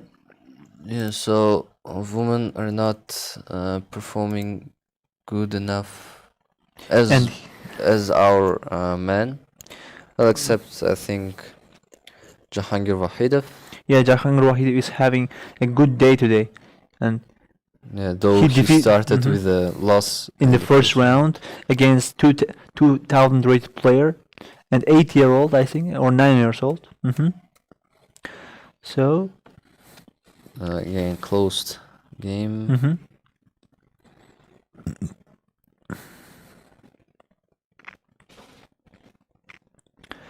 So as you can see, the position is really complicated here. Yeah, it could be like done something activating the pawn here, open up the Bi- king, right? bishop here, then king here. And rook to the h8, Yes, to the open and diagonal. also bringing bishop. To this like here. this. Yeah. This move, I don't know why it was done. Sometimes we try to understand why this move was made, but we can't. So like I think the purpose was after the exchange Mm-hmm. to someday move d5. Uh, but now d5 is Blocked. is occupied by another pawn.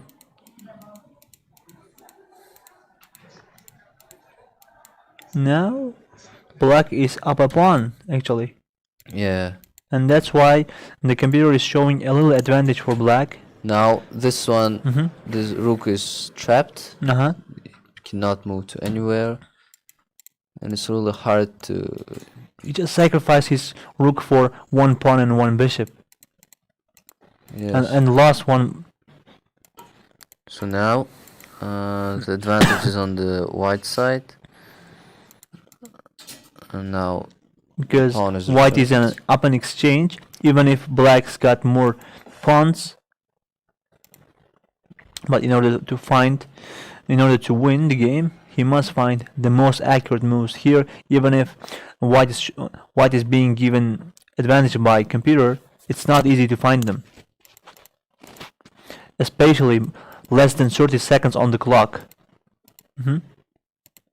So now this move was blunder. Mm-hmm.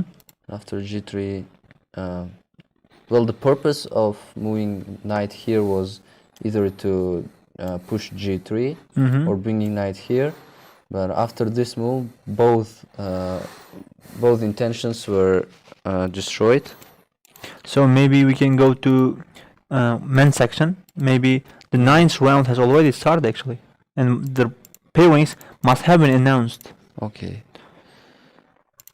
So let's now switch. So I would say that the results of Uzbek girls is not that good. So now Magnus Carlsen is facing Vincent Keimer. Yeah, the highest rated player of Germany and one of the youngest grandmasters is facing now Magnus Carlsen. So in the second board, Vladimir Fedoseev, as we predicted, is now facing Yu Yang-yi. So in the fifth board, there is also one interesting game against Ivan Chiparinov is playing with the white pieces against Vidic Santosh Gujarati. This game is also going to be very, very heated. So I wanted to remind you that this game is the last for today. Yeah. And tomorrow there will be another 4 last games, which will be even more interesting than today's. Yeah. Every day it becomes more heated, more interesting because the leaderboard changes after every round, and when a person has got more points as they win, they will meet with tougher opponents, and it will become much more difficult to take points. Mm-hmm. And also finally we see an Uzbek guy in top 10 of the boards. Yeah. Wahidov Jahangir is playing against Nihal Sarin. He previously defeated Anish Kiri in the 6th round. And Gukesh Damaraju too. Gukesh Damaraju too. Whoa, he's having a great day here. If he wins his game against Nihal Sarin, it would have been the perfect day for him actually. Winning such grandmasters, one by one, is not an easy thing to do. Even for Olympic champion from Uzbekistan like Jahangir Wahidov. So the games haven't really started, so we can see other pairings as well. So here Fabiano Caruana is facing Rudik Makarian, and he's the next game in the next board it's also going to be really hot. Yeah. Timur Garayev is facing Yan Nepomniachtchi in the next board. And yesterday we have heard some news about Yan Nepomniachtchi. Yan Nepomniachtchi wrote a tweet in Twitter saying that Magnus Carlsen had a personal launch where he could prepare for games and use his own PC. Yeah, to prepare for the next games, a different room, a special room for resting, and a personal computer to get prepared for the next rounds against other players.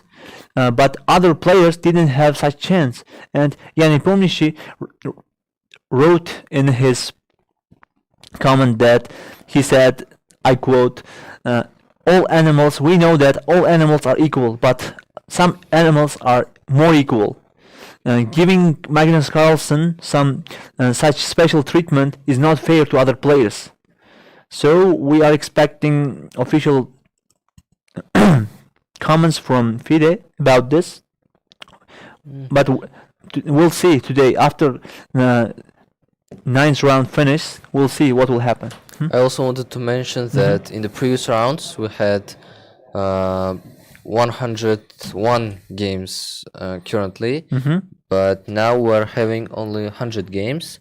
So two players are not paired, that are Rahmanov Alexander and Muradli Muhammad. Because of what? I think they have played with each other, and there is no pair for them. And I think they are going to be given a free point, if I'm not mistaken. Free pass for one round. Yeah. That's something. Okay. Here in the 11th board as well, there is an interesting pair between Jordanian Forest from Netherlands. The second highest rated player of Netherlands is playing against Maxim Chigaev. So here Arjun Ergaisi, it's saying his last game against Robert Hauhasian, but the game hasn't even started, but it's showing, the mistake has been corrected, so we are waiting for the games to begin actually. So there are people from Uzbekistan, Rahmatullah Almas, Bahrallayev Bahram, Omanov Asarjan. They are in 94 or 92 and 91 sports, and I think they didn't have so much great play today and yesterday as well. And because if they are here, that means they've got the lowest points in the tournament. So the system of the tournament is like this: there will be 13 Swiss rounds. After the end of 13th round, the player with the highest points will be the champion of the world. Yeah, so I wanted to emphasize on One Forest and Chigaev Maxim. One Forest is a young prodigy from Netherlands. He has been a champion of Europe in 2014. He's very young. He was born in 1999, and also he surprisingly won championship in Weikanze in 2021, in which, if I'm not mistaken, another backup Satarov has had a really great chance to win that tournament. Yes, at that time I can remember that Anish Giri won his game against Richard Rapport, and there Richard Rapport made a blunder at the end of the game in a classical match, and Anish Giri was really surprised that how could a player like Richard Rapport could make such a mistake in a classical game when he's got plenty of time on the clock.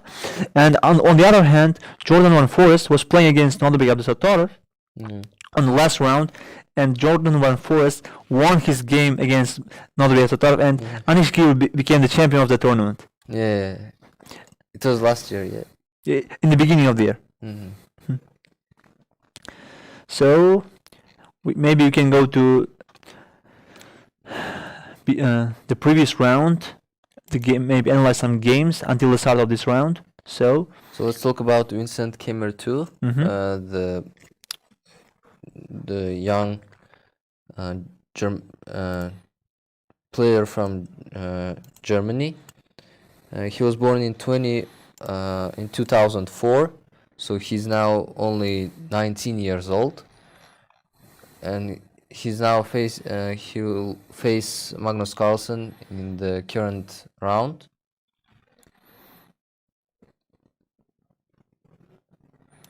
Okay, maybe we can see other games of Uzbek players like Nodarbek Yakuboyev in Nazarbek at Satorov. Yeah, let's go to Yakuboyev in Nazarbek, where he lost his match against international master with Watkin Sava. Okay, let's go from the opening.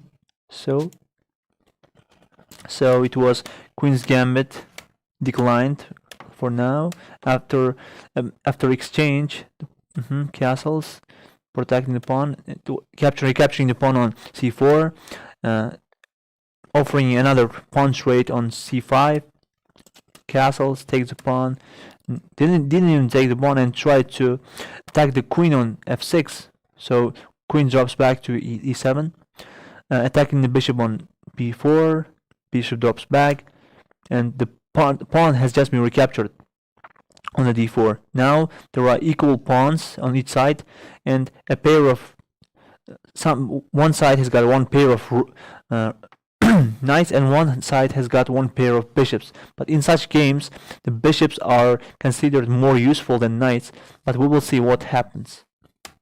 Okay, knights attacking the queen in the center of the board, just offering a queen trade, accepted, and a knight recaptures the queen, and now black is trying to take over the control of the open d file, and white is now coming to b5, attacking the knight on c6. If it's captured, then the pawn structure will be damaged, and it could be really dangerous for black to go to endgame in this manner. So knight drops back, kicking out the bishop on a5. It goes to one square back and to b6, attacking the. Okay, now offering a bishop trade, and it's accepted. Takes. Okay, now we can see in the d file, in the d7 and d8, there are a pair of rooks here supporting each other. So rook takes rook, rook takes rook. So after knight takes b6 bishop, so pawn recaptures. Now we can see that there are two pawns damage structure. Okay, king comes to g1. Queen is trying to come to the center of the board. Okay. So their intention was bringing knight to c4 and potentially try to attack the pawn on b6, right? Yeah, maybe after moving the pawn here and supporting here, then that pawn can no longer move to a safer square. Yeah, so it was followed by g5, b5, and h5. So knight c4, knight c8. Knight drops back. Now there's a fork. How could such Yakuboyev Nazarbek didn't see such kind of fork? And now there are two double pawns, and it is just losing if white tries to make the accurate moves. Yeah, and especially protecting them is really hard. Yeah. Now the kings are coming to the center of the board in order to control more squares. Yeah. Now the rook on d3 took the pawn on a3, and the rook on c7 took the pawn on b7. And now it's inevitable to protect this capture of the pawn. Yes. And it's now delayed by the movement of the pawn to g3. So if Vitohin Sava had captured that first, we can just capture that. Okay. To see what happened. I think there would be something like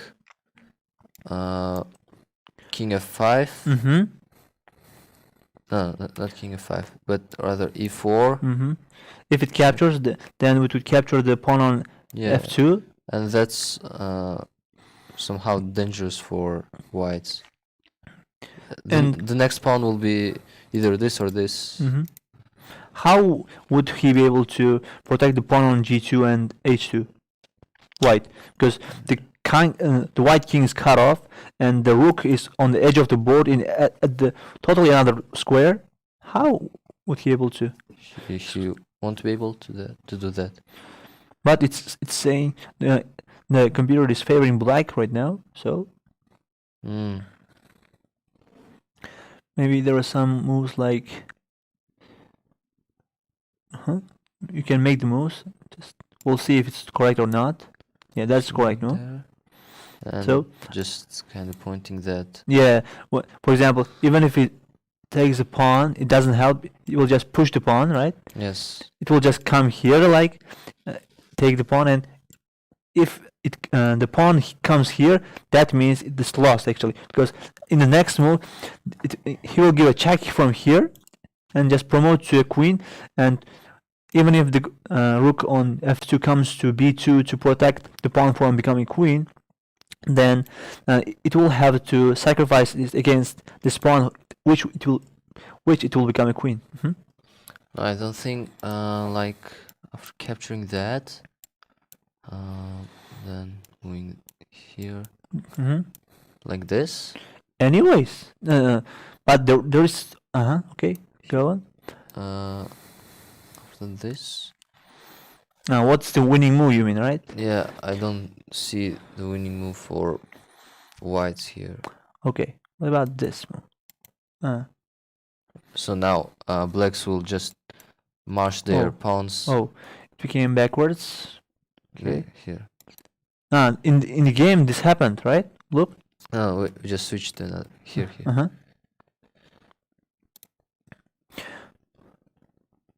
So I was talking about this position. So some people are saying rook b8 followed by pawn b6 and b7, then check the blocking.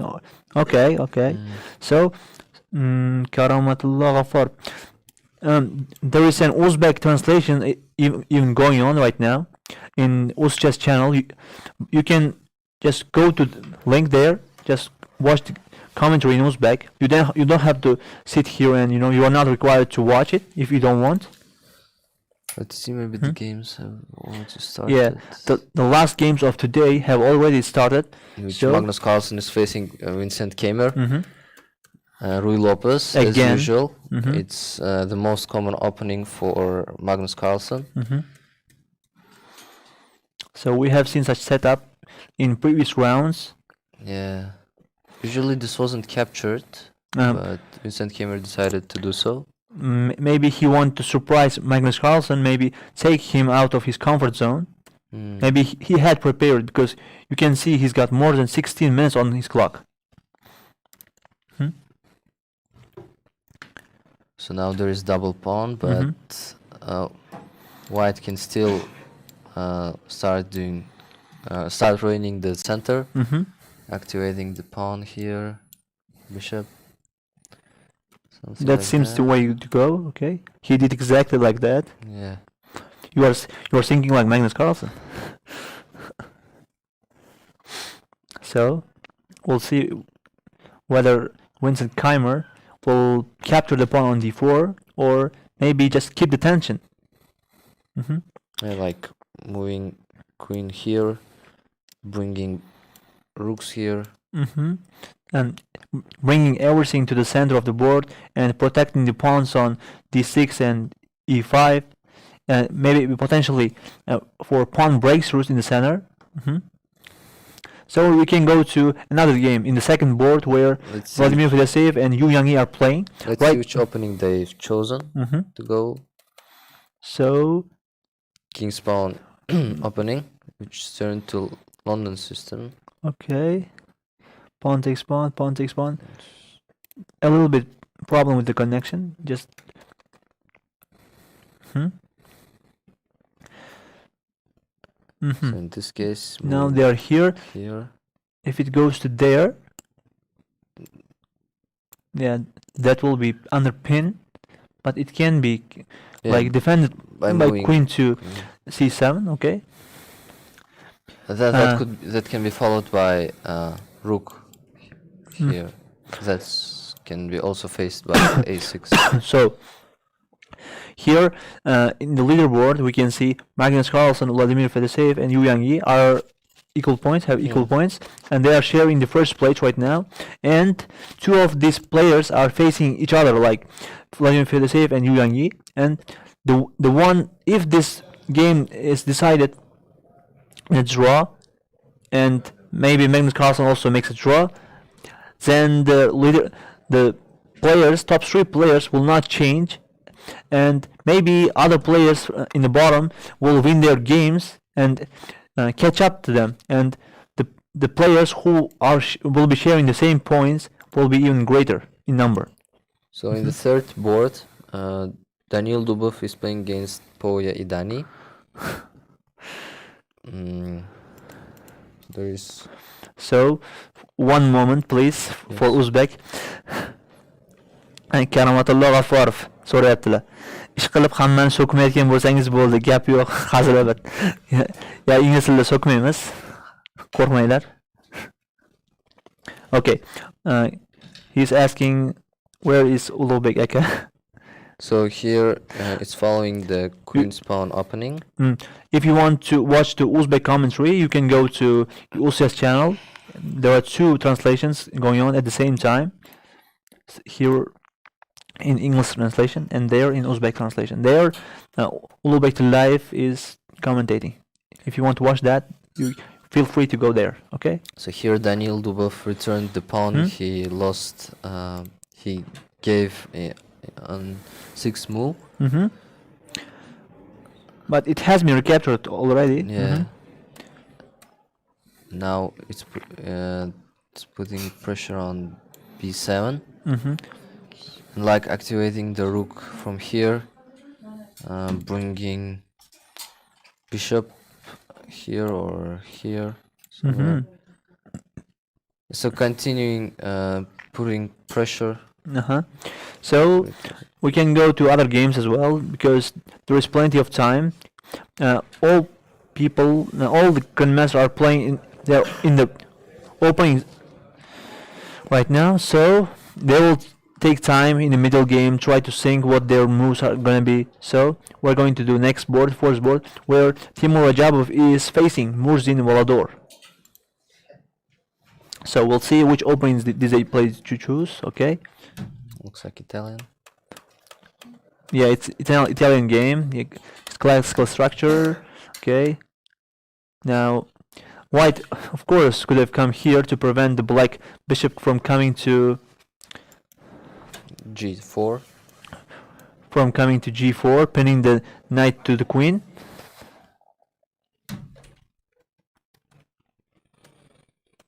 Yeah, here.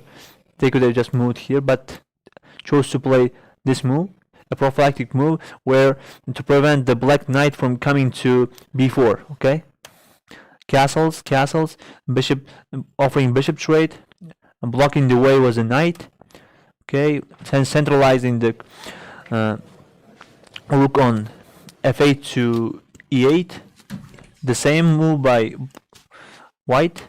So captures, and now black knight drops back to its home square and develops itself, and potentially going to here d4, and maybe from there come to c5. Even like putting Knight to b6, yes, and attacking the pawn and the bishop, be also another way of developing the knight. So d4, offering a trade and getting rid of double pawn, and Murzin Voladar is not choosing to agree with that. Okay. Now this pawn is a bit weak, and putting pressure like this can be followed in near moves. Yeah, because the knight on f6 and a knight on b6 could have put pressure on that pawn, and maybe in the next few moves the black queen could come to more active squares rather than d8 to attack the pawn and maybe to bring other pawns into the game. So as you see, this bishop is inactive here, and Murzin Voladar is trying to activate that by putting it to g7 and controlling this diagonal. Knight e3. Okay. So.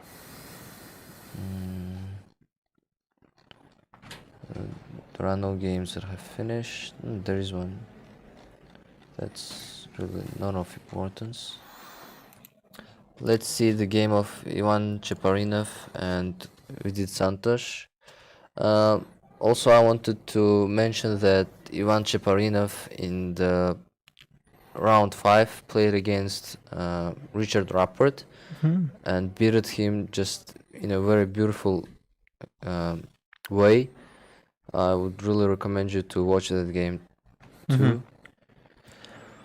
So Okay. let's see what he has done with it.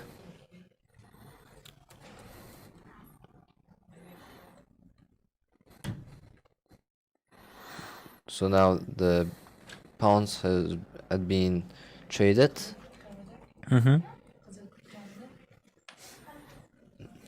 Now, I think Ivan Cheparinov is trying to trade the pieces, then start attacking the pawn on d5. Okay.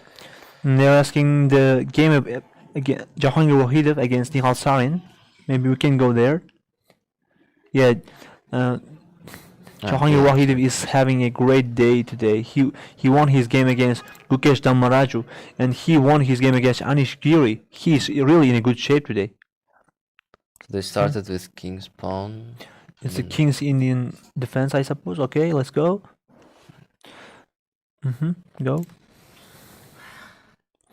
Another Caroline, Osman Yusuf is saying, okay.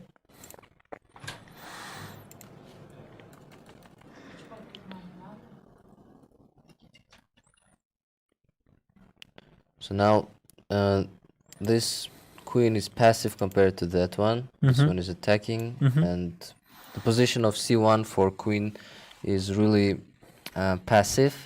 Yeah, after 15 or 16 moves, the queen hasn't even moved once in the game, and it's in a square where it's passively defending the pawns of b2 and b3, b2 and c2. Bishop e4, castles. Now white's got pair of bishops staring down the queen side, like this. Yeah. I think when the game opens up after pawn's raise, they're going to have really great effect on the attack.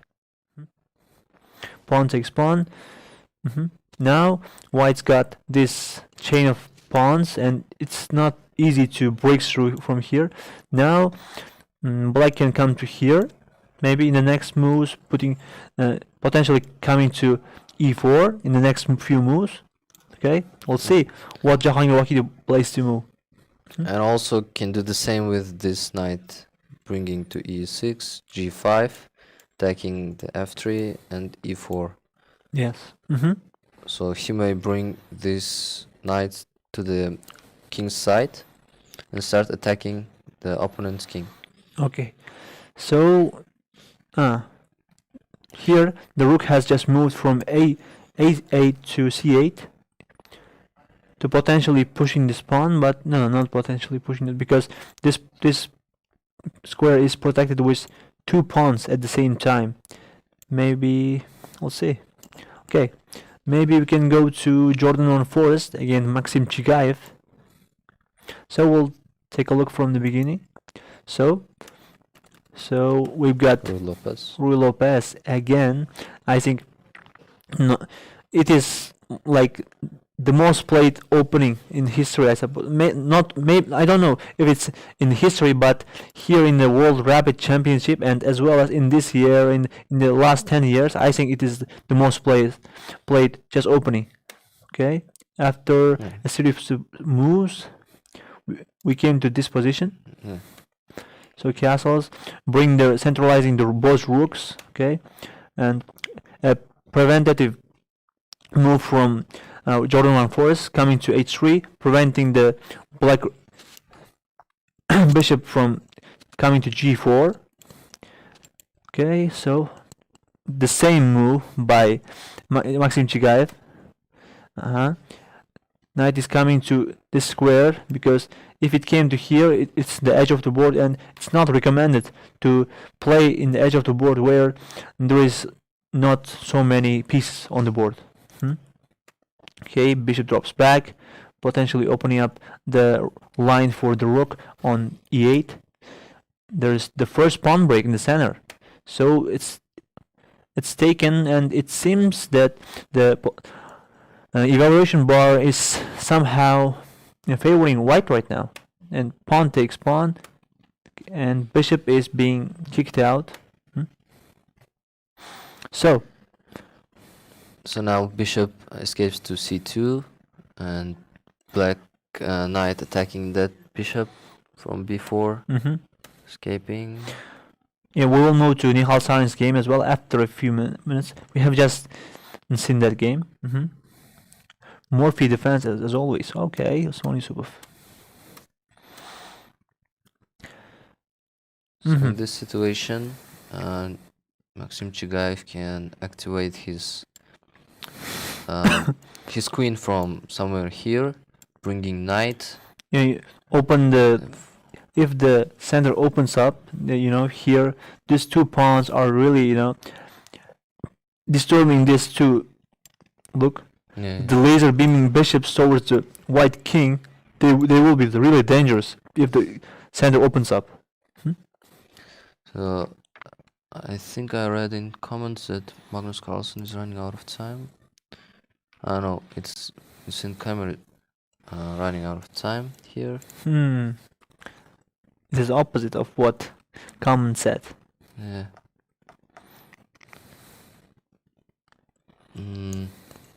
The position is equal, but Magnus Carlsen is having like 14 minutes, whereas his opponent has got less than 6 minutes. And the game is turning really interesting. After this trades of knights and bishops, there's going to be a double pawn formed. But that will not necessarily be a weakness, because when there are two pawns in front of the king, they will play the role of shield. Actually, they will not be a weakness. If all pieces are traded off and the game goes to end game, at that time it may become a weakness in such situations. So now we are going to go to Nihal Sarin's game, where he is playing against the best performance of the tournament, I think, today from Uzbek people. Jahangir Vahidov, an Olympic champion, and a very good expert of openings. So we were like, to here. Okay. So attacking to f3. Potentially open up the king. Yeah, so he has done what we told with knight. Yeah, they rerouted back his knight to there, and in order to prevent it from, he is coming to here. If it comes to here, what is the use? Because always it can be kicked out by moving f3, but if this is done, then the pawn on e3 will become a weakness so in the future. Now may activate his pawn to f5. Oh, in order to prevent white from pushing his pawn to e4. That's a great move. Okay. And start somehow preparing an attack. Also bringing knight to f6, and then somehow planning to push to this center. Maybe push the pawn, put the rook behind here. Maybe put this here, and okay. After moving out of, he played the move that we predicted. He played his knight. He planted his knight into the center of the board to e4. Now white's got two choices. He can move to f3, just kick out the knight to where it come from, or maybe just make another move. to continue the game. So I Huh? also wanted to mention that the game in the third table has Whoa! ended. Already. It was played between Daniel Dubov and Idani Pouya, Mm-hmm. who have seen until here, Mm-hmm. and like we told that white pieces are pushing to the b7 pawn, Mm-hmm. It was under attack. It trading. is still under attack, but now the white rook is under attack, so they can't capture it. Yeah, offering trade, Mm-hmm. and here they Now that decided pawn to will be draw. pushed forward. They Yeah, draw. so it's a true game. Interesting. It's not the first time that they are making draws in early in the game, not even not going to the end games, because players like Nodari Absatarov and Magnus Carlsen doesn't agree to such draws at all. You know, they try until the end, even the situation is equal. They will try to pressure their opponent, make them, to put them in time trouble, and there they can take an advantage and win the game. And we have seen that many times. Okay, so as you can see, the Mhm. knight here came from c3 to b1, d2, Mhm. f3. So Magnus Carlsen wants to put a pressure on this pawn on e5 Mhm. and somehow preventing that. This black knight from g5. coming to g5. Yeah. Okay. It came even there, but it has been captured by knight. Then So he bishop. didn't capture that. There's like in between move Yeah. there before capturing. Rook c3, Mhm. pushing and pushing. It's under attack. It's been defended. It's been now. The pawn will be probably taken and taken. Now there will be two pawns on the fifth rank of the black. But after moving pawns to the front of the board, it's somehow difficult to protect them. If they are in the home squares, the king also here, the pieces are nearly always in these diagonals to protect these pawns. If they are much forward, very much, then it's going to be a problem for them to protect in the endgame. Putting a rook here, c1, Mm-hmm. then finding something to do here. Okay. So maybe until they make their moves, we can go to other games as well. Now there is also another game that's been drawn by Halt Conrad and Anish Giri. We'll see what happened. Okay. Anish Giri is not performing his best. Yeah, he's not doing his best here.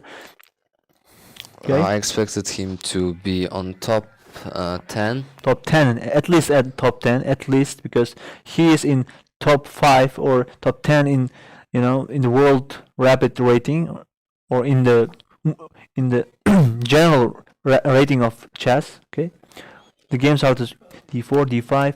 Now it's Slav defense. So now there are damaged pawns there. Okay.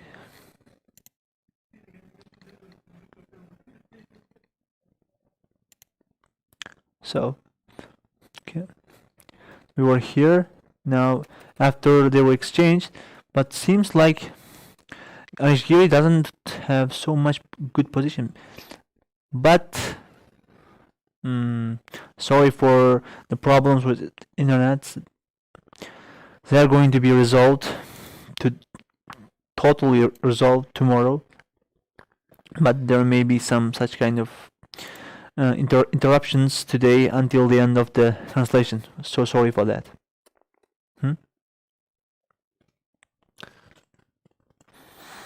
Can draw here.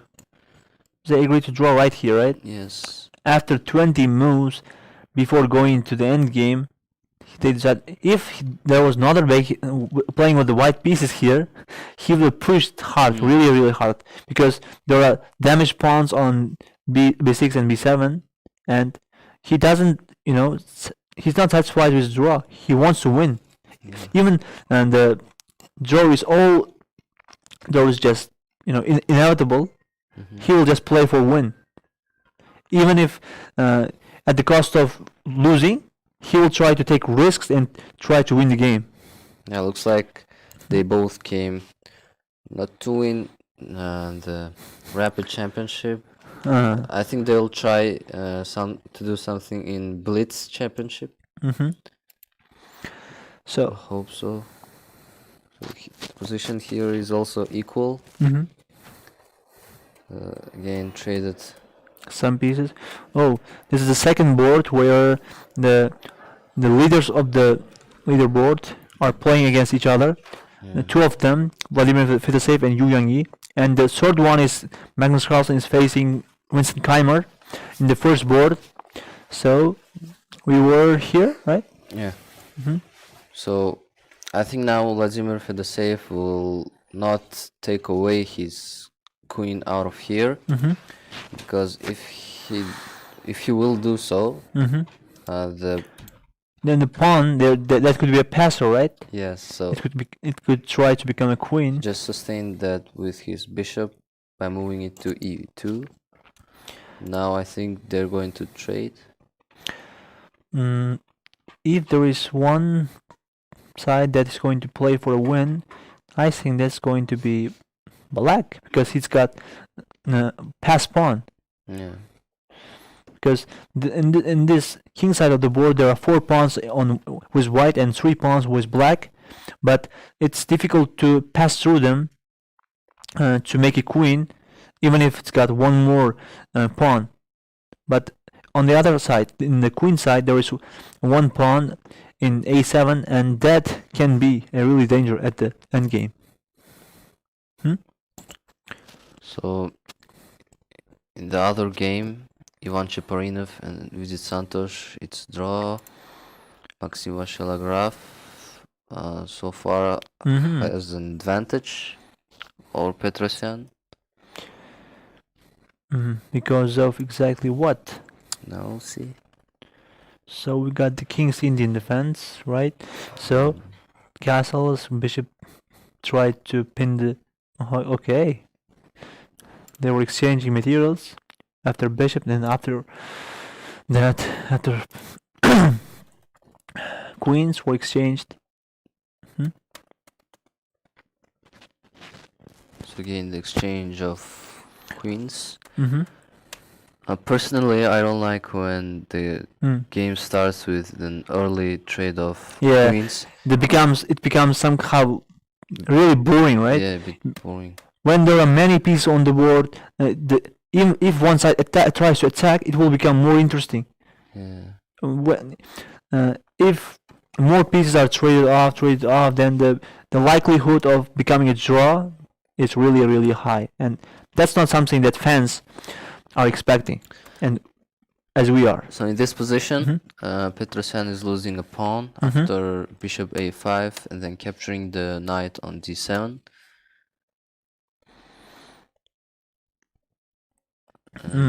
Now there are 2 rooks on the c file, but that file is closed By this. Yeah, by this the structure. pawn on c4. And why there are 2 rooks doing here? What are they doing here? Maybe they were attacking the pawn on c2, but after it moved to c4, now they're just staring at stone wall bridge. Pawn to h4, knight drops back to c6. Okay, now here Maxim Vashelagarvyev is trying to think what his moves are. Maybe potentially going to b5 with the knight, right? So Yeah, he did go there right now, and maybe from there he can go to maybe here and attack the pawn on f7. yeah, he may do that. So the rook on d7 was attacked by a knight from e5, and he stepped back to d1.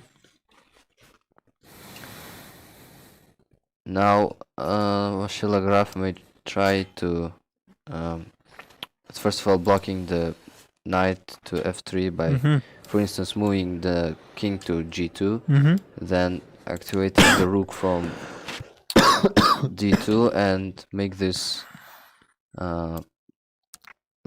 line for rooks. Mm-hmm. Then Mhm. after trading, coming to a8 and Now, if capturing that. all the pieces are traded off the board, like 2 rooks and 2 knights, 4 rooks and 2 knights, then white will be up a pawn, and the pawn on c4 is just a passer, and it is really difficult to protect that. So the more pieces are on the board, the more likely that Petrosian Tigran will have a chance to make this a draw. So now one more pawn has been traded off. Now it's again time for think. Maxim Vashilagraviav is taking his time. Maybe this time we can go to other games, right? Let's see the game of Mhm. Wahid of Jahangir. Yeah, against Nihal Sarin. It seems to be equalized for now, Yeah, but the queens haven't been traded off. We were. Mhm.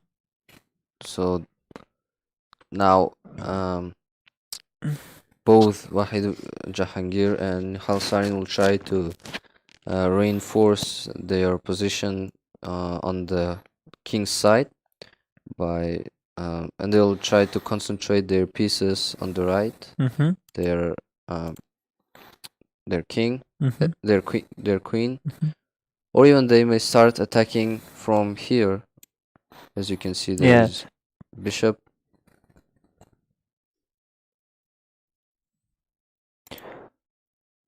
Bishop c6, opening a way for The rook to come into b7.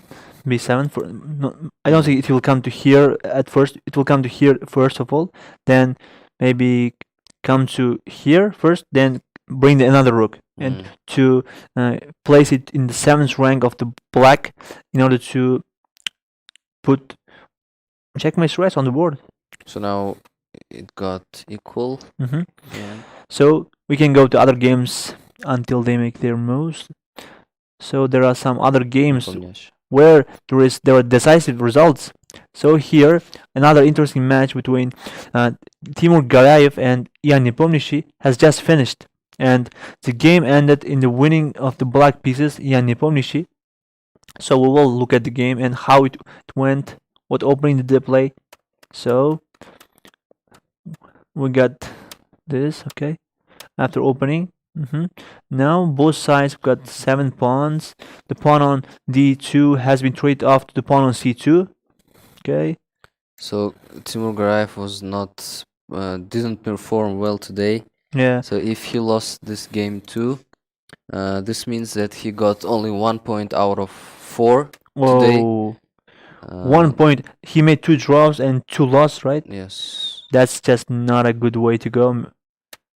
Okay. Some problems with the internet connection. Sorry for that.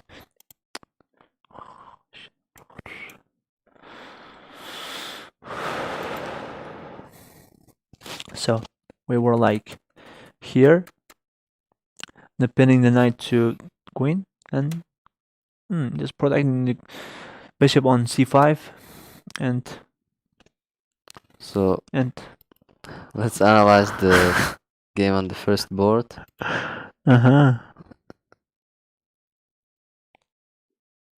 So here I think they got rid of rooks and queens too, and so Vincent Kammer wanted to trap the knight here if it was taken. Then after bishop c7, and it wouldn't have any safe square to go. This just come here and take if it comes to there. Yeah. from here. Yeah. But Magnus Carlsen chose the right way. Now there are 6 pawn on each side, 1 bishop against 1 knight. We have seen some games, you know. Here, Magnus Carlsen made a mistake. He could have done something like knight f5, and after that bringing king to the center, Mm-hmm. and Even the pawn pushed to c4, right? yeah, Even that, and king it could be f3. brought to there, and maybe potentially give check on h4 Yeah, in so the next after moves. this move, Hmm? as you can see, uh, Magnus Carlsen could bring his knight back Yeah, and take that pawn. yeah, because that pawn can't be defended because the bishop is dark squared. Yeah, Hmm? and so, but he didn't see that. It's Mm-hmm. really hard to do that. So he just stepped back to d5, Mm-hmm. f5, took that. But as he couldn't find the right way to go, now the game is going to probably end in a draw, and we can go to other matches. I think So maybe more important one: Vladimir Fedoseev and Yu Yangyi. Both of the players have got on in. They're sharing the first place with the Magnus Carlsen. Mm-hmm. So and now, I think Magnus Carlsen again will try to confuse the player from Germany Mm-hmm. somehow, and so Daniil Dubov and Idani Poya made a draw, Mm-hmm. and each of them have 6.5 points, Mm-hmm. and So let's go to Nihal Sarin and Jahangir Wahidov. So so they have Jahangir traded Wahidov. the queens. Looks like Mhm. yes, they traded And and the rooks rooks as well. too. And there are 4 to 4 pawns and a pair of bishops on white and white uh, knight and bishop in with the black pieces. So the plan was pointing this pawn to f4, Hmm. pushing to this pawn on e3. So Nihal Sarin prevented that by moving his pawn to g3. Hmm. So But it still seems to be draw. Ah, yeah, here there's another decisive match where Andreikin Dimitri uh, one, defeated yeah. one of the strongest players, Pavel Pankratov. Okay, the game was Queen's Gambit declined.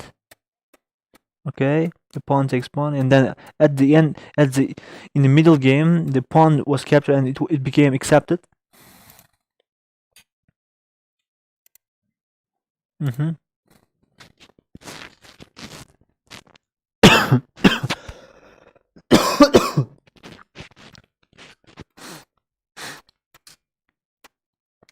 Mm-hmm.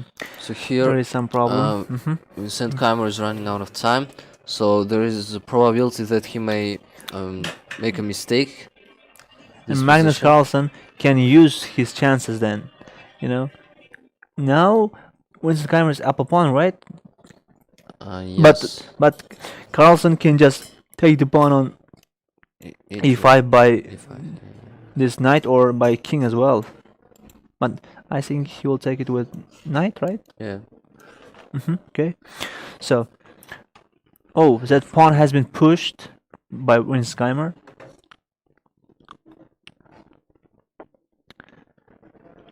If the pawn is taken by queen and king, then the pawn on g4 will be lost.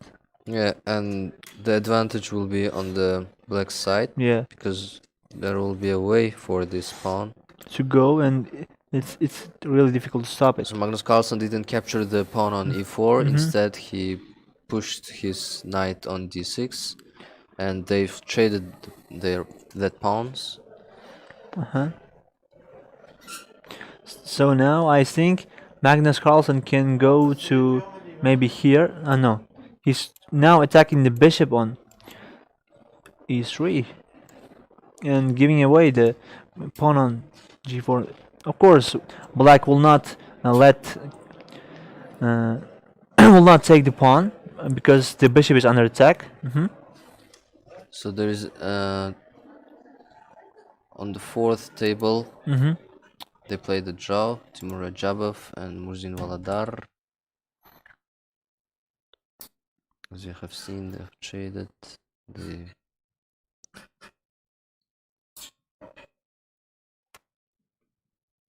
So just made a draw there.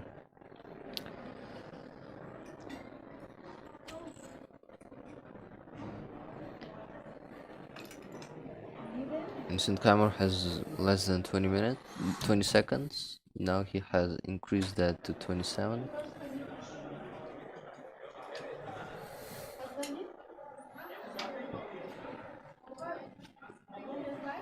So, instant timer may try to um, kind of realize the extra pawn here.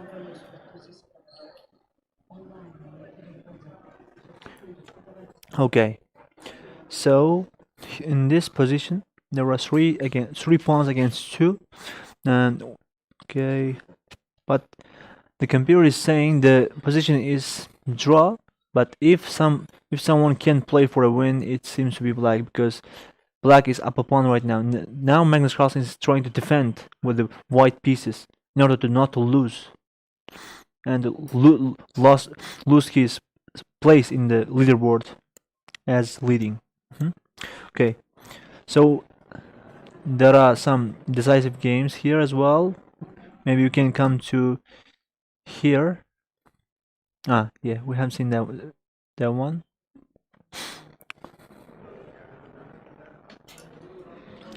Oh, here another one of the strongest players in the world, Shakhyar Mamedyarov, is not having a really good tournament at all.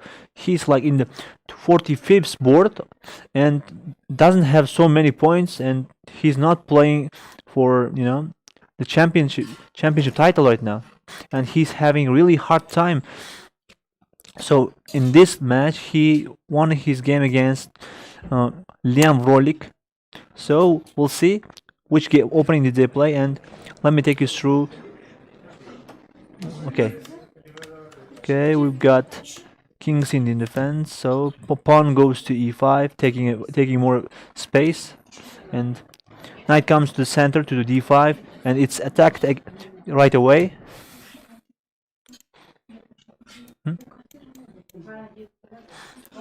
This game seems to be a draw, and that really depends on the second game, which Vladimir Fedoseev is having a little advantage. And it's just little, but we'll see whether it will be enough to win the game or not. So if either Fedoseev Vladimir or Yu Yangi will get to a victory, that person will be leading the tournament, high probably, because Magnus Carlsen is about to have a draw. Yeah, he is going to take draw at most, right? Yeah. He's not defending against Winston Keimer. Now this game also seems it's now being closed, and it will also potentially be finished. Oh, this move was a mistake, and now White's got the advantage. And if Vladimir Fedoseev plays the right moves, he's going to win the game and take the first place in the leaderboard after second day of the World Championship 2023. And okay, now they both doesn't have so much time on their clock. Yu Yangi has got less than a minute on his clock. So as you can see, Magnus Carlsen and Vincent Keimer agreed to draw in this position. It was obvious. Yes. And yeah, here Maxim Gravyav won his match against Tigran Petrosyan. So Maxim Graf had 5.5 points after 9 rounds. Yeah, and after winning, he made it 6.5 points out of 9, and that's not a bad result. Especially compared to Fabiano Caruana, who is not having a good tournament, and maybe even Ian Nepomniachtchi. And now I think in the next round, Marcelo Graf will face Vincent Keimer. So after the draw, Vincent Keimer also got 6.5 points. So Magnus Carlsen has got 7 points out of Yes. 9, and he's still leading the tournament. But the leader can be, and I think it's going to change here. And Vladimir Fedoseev may go to the first place if he wins this match against Yu Yangyi. Hmm? So So in this position, Yang Yi made a great mistake, as it's showing that 4.5 advantage for whites. mhm. So now, so look, whites are pointing. Yeah, so Vladimir Fedoseev, it looks like will win this game. Yeah, so Now the eval bar just increased to the now very after high. Okay, king goes to g7, there will be they're going checkmate to be from checkmate threats. g7, g8, Mhm. and if it goes to e7, is going to be a fork from d5, and then Oh. capturing a rook from e3. So Vladimir Fedoseev is going to win his match against Yu Yangyi and potentially going to be the highest, and is going to have the highest rating after today, the second day of World Rapid Championship 2023 in Samarkand. So far he's playing the accurate moves. Okay. Now White can just come the closer with his yeah, King, yeah. because now he'll just maybe push the pawn. After pushing this pawn, he'll come more closer, Yeah. and we'll take the pawn eventually, because these two pieces are stuck here, and they can't go anywhere. If this goes to king goes to g7, this knight on e8 will be lost, and after king goes to here and infiltrate into black's position, and black is simply going to lose the game. So Richard Rappert lost again, Oh. and so far we have witnessed 6 cases of draws in top 10 table so far, and Wahidov Jahangir played the draw against Nihal Sarin, Oh. and Okay. now has 6 points. Out of 9. So maybe we can check the games of Nader Bix. So, Nader Begakuboyev has just won his game against Hirnis Jens, FIDE Master. Okay, now the game became Sicilian defense. Whoa, a different variation. Yeah. The pawn goes to e5, knight comes to okay. Okay, okay. It's a little bit problem with the internet. Maybe going to okay.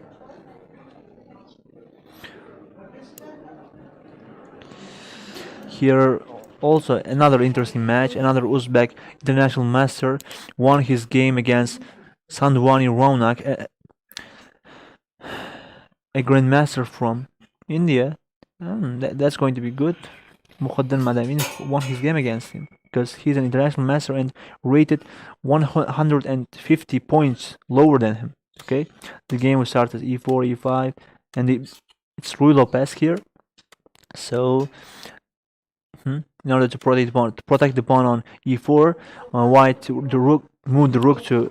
Well, I e1. also wanted to mention that this player, Sadvani Raunak, had lost first 3 games Whoa! yesterday, and from then on, he won 4 games in a row, and then played a draw. So But more important things here. Look, the the game, situation became equal after some moves. Now, I think Yu Yangyi has just escaped from losing position let's see, where it What? slipped. She should have moved to g3. Uh-huh. Again. So after Oh, this move, maybe blocking with the knight there. blocking his knight. Yes. Um, Maybe you can no, move it. like after blocking, Uh-huh. this is going to be captured, And it will be recaptured by and then king going to e7. and okay. But maybe we can move them, right? It's not the right move. Okay. Uh, If it's not the right move, what is? well, the right move should have been f4 and then stepping To this square. to e4. But before that, okay, that's the right move. And last time when he went to e5, the evolution bar dropped significantly. Yeah, so then realizing that and pushing pawn here. Pushing the pawn again, making more space for the white king to infiltrate into the black territory. Yeah, so didn't realize that. And now the game has turned upside down. That's a draw. Oh, sorry. That's a draw completely. Game over. So the fans are asking when the live translation will be closed. It's going to be closed within I think 15, not even 15, like 5 to 10 minutes at most, because most of the games, the results have already been identified, and only a few games have left. And let me just name the leaders after match day 2. So Magnus Carlsen, Vladimir Fedoseev, Yu Yang-yi, and that's all. These 3 players are sharing the leadership.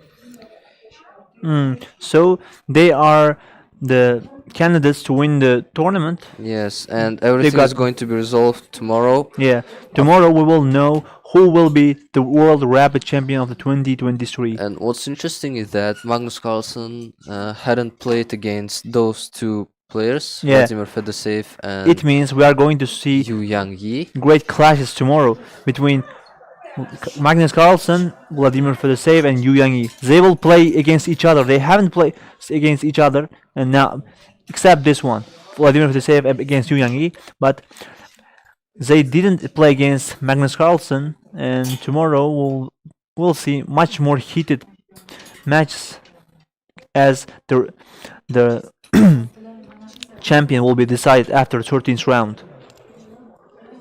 Okay. We are here. Maybe we can go to here. Another big upset. Tarov is winning his game against Listen Igor, and okay, they don't have so much time on their clock, especially Listen Igor.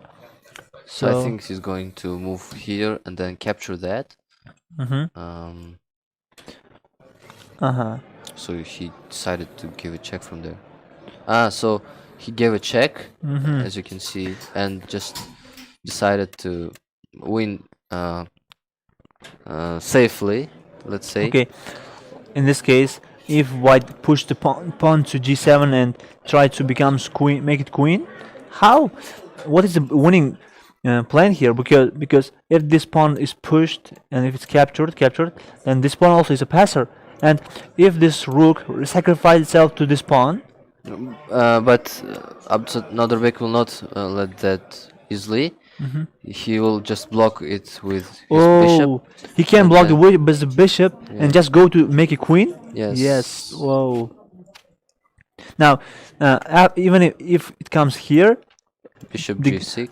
The file will be blocked with this, and if again check, it will just go to safer square, maybe to here, where there is no checks, and after that, maybe become a queen. Yeah. Oh. So now, yeah, and that's a winning position. Even if it's moved like that. Then the pawn will be captured on d5. Then he will make a queen, and the rook will be, So Abdullah Nazarbek won the game. game. He has just won his game against Lis Igor, and so one of the important games are here. Ivan Chiparinov is fighting against Vidit Santosh Gujarati from India. They both have 6 points. 6 points. And are you sure? Because if they have 6 points, if one of them wins this game, he will have 7 points, and he will join the leaderboard of the third players, 3 players. 6 points. Oh, They each have 6 points, and so if we have a decisive game here, so one of them will join the leaderboard of three, where Magnus Carlsen, Vladimir Fedoseev, and Yu Yang Yi uh, has got 7 points out of 9. So if this game ends in the blacks or whites' favor, we will have four leading players after second day of World Rapid Championship 2023. So, but the game doesn't really seem to go for one's favor. Even if black's up a pawn, there is no clear breakthrough in this position. one of them may wait to. Wow, that's turning the game to the draw, complete draw. Yeah, after exchanging those pawns, they're opposite colored bishops. Yeah, If the rooks are exchanged, it is just automatically a draw. let's wait. Um, Ivan Cheparinov could just reroute his rook from f3 to g3. Then it will be faced by rook g2. Check. So it's impossible to somehow pass that. Widget has got a move because he's got less than 20 seconds on his clock, and even the Evalbar is saying favoring black. In such pieces, it's not difficult to make a blunder, but such situations are clear. The opposite colored bishops, even if one side's got one more pawn, the games usually ends in a draw. So the first four tables recorded a draw. Arjun Erigaisi won the game Against Robert Hafsanian. Okay, and is now 6.5 points. so can you tell who's got the highest points from Uzbek players, and in which place is he after today's games? So Jahangir Wahidov has now 6 points. After 9 rounds, and he's in which place? It's yet to be decided. Because this game hasn't finished, right? Yeah. And there are some. No, yeah. There are 4 games left that hasn't finished. One of them is Omar Basarjan is. And I think Naderbek won the game, yes? Yes, Naderbek won his game. And so he also He got 6 points. 6 points, yeah. So after today's match, yesterday he had 3 points after 5 rounds, and today, even if there is one less round, he still has 3 points, making it 6 points after 9 rounds. So Wahidov Shamsuddin lost to Yosipenko and has now 5 points. Oh, Wahid Shamsuddin. Siddharth Jawahar made the draw and now has 5.5. Nigmatov Artek lost, so he has now 4.5.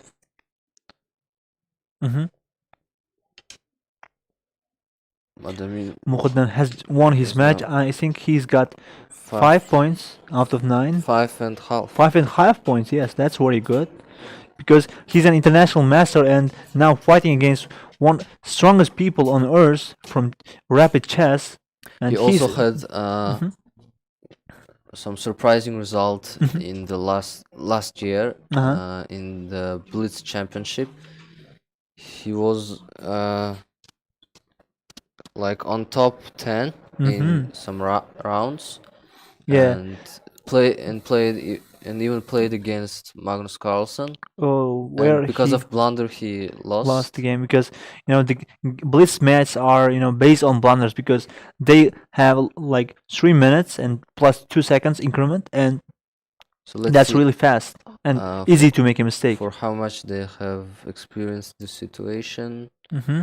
So they haven't. They have exchanged their pawns. So starting from move 85, it should be 50 moves. They have done only 11.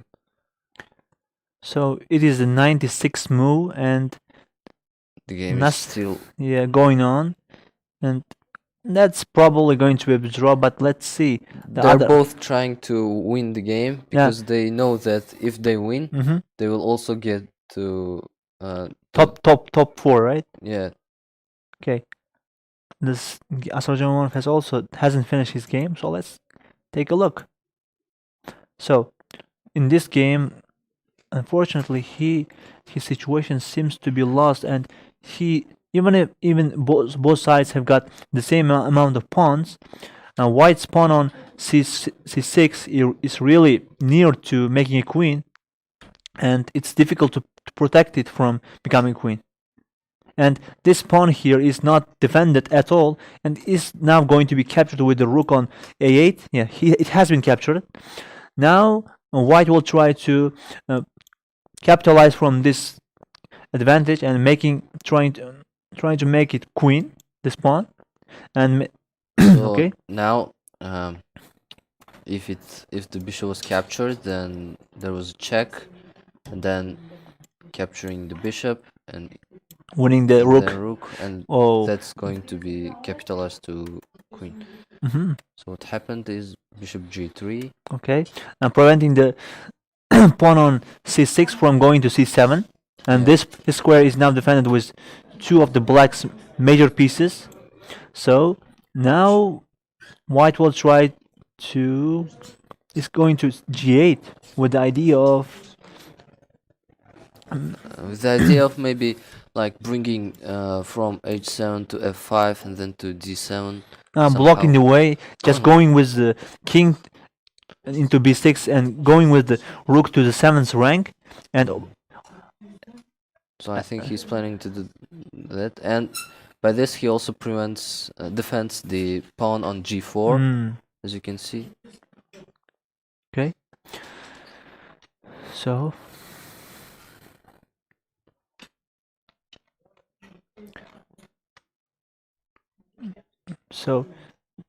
Ivan Chiparinov and Vidya Santosh Gujarati hasn't agreed to a draw. They're still playing. They both want to win the game, but So now the Armenian grandmaster can do something like rook c5, and then king a6, and then by blocking the rook from b5, going with king to b7. But he didn't do that. But this advantage is not as big as it was before. It was 4 or 5 moves ago, right? So it again rose to that. Now he's planning to... Armenian grandmaster has got more than 4 minutes on his clock. He can take time to calculate to find the correct variation. So maybe we can go to Vidya Santosh Gujarati's game. It hasn't finished. Yes. It is still going for a draw, but they are just trying to, make their opponents make mistakes in order to win the game, but it doesn't seem to work.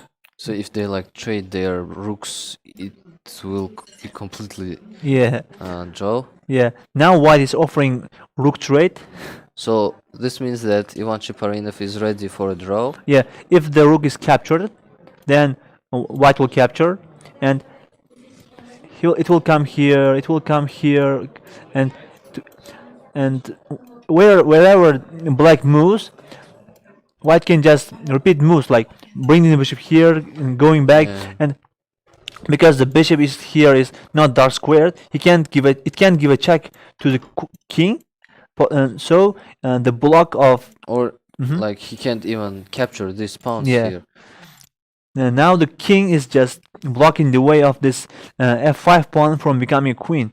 It will just stay here forever, and here the bishop can come to here, here, here, here, here. Just repeat the moves, and the game will eventually end in a draw. So as I told, the exchange has been on 84th move. So starting from the next move, it passed like 23 moves. So after another 27, it's going to be draw if they don't agree to do so. Okay. Before.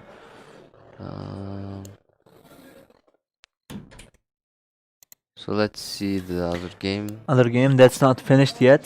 Kuzuba Fury is facing Zheng Chong Sheng. Now Kozuva Fury seems to have a little bit edge on the board because even if White's got two major pieces against one major piece, he's got three more pawns and Four. four more pawns, and one of them is really near to making a queen. So now Kuzuba Fury is trying to capture that bishop. Now the bishop will move to I think b1 maybe, Yeah. or it doesn't have to. You just bring the king to near to this pawn. Just maybe come here because this bishop is protected with the knight on f2. It can always recapture.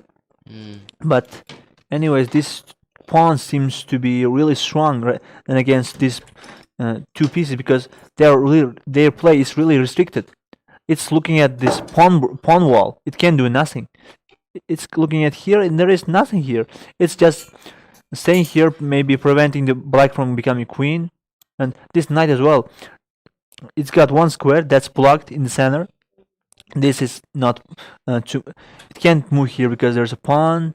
It's really the edge of the board. Okay.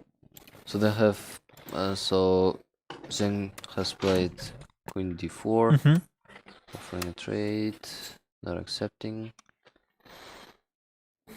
So But it's difficult somehow, when you are not seeing the evaluation bar and the best moves on the board, to make the right moves, especially when you are down a full major piece. Even if you have got more pawns, it's somehow difficult to make it into a win. in the other game, Bekmuradov Humayun is playing against Adhiban, and So, the game has turned to an end. so we're seeing another theoretical drawn endgame. I don't think there is a way to to checkmate White Yeah. King here because there is one rook and that rook doesn't let it happen. And especially Grandmaster doesn't let such kind of, places to become draw. Now, even if Athiban is up one knight, Humayun Bekmuradov is managing to is to hold the draw.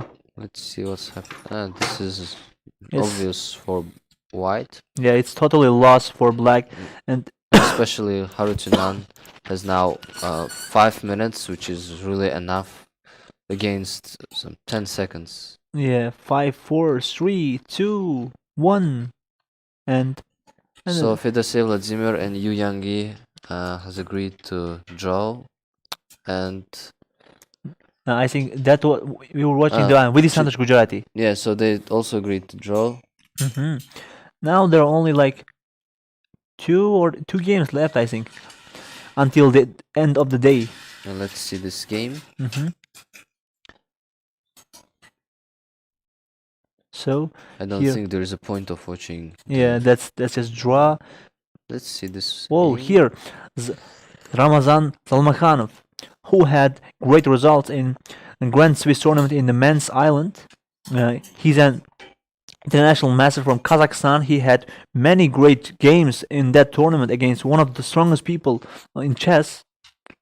He made draws, he won some of them, and he gained very, very good points in that tournament. So as you can see, they agreed to draw, whereas it was showing that there is a checkmate for white in 17 moves. Oh, 17 moves. That's a lot of moves to calculate. So the previous move was like that. After that, they agreed to draw. That's a bit. That's because we are now seeing the evaluation bar and we can see who is winning. But they don't see it, and with less than 1 minute on their clock, maybe it's difficult to calculate 17 moves beforehand. Yeah. So let's see the last game. between Yuri Kuzubov and Zheng Chongsheng. There is some lateness in translation, I think, because No, like they have again played oh, something like that. So Kuzubov Yuri is not kind of realizing, and I think he's got advantage. the last exchange happened in Hmm. so they are kind of repeating the pattern. They're repeating the position, and it's also going to be draw, I think, because. But yeah, Black is not going to risk, I think, because he's down a full major piece, like major bishop, and he's like afraid to take risk because if he makes one mistake, one slightly mistake, the game will become drawn, or even White can take the win into their hands. So all of other games have finished, I was going to say, but Humayun Bekmuradov's game against Grandmaster Athiban hasn't finished. They are not going to agree for a draw, and Athiban is going to checkmate Bekmurad Humayun even if he's not got enough material. So I don't think there is point in watching this game, I think. So let's go to here, where Black's got the edge. But moves have been made. They're they're making repeating moves again. Like once, twice.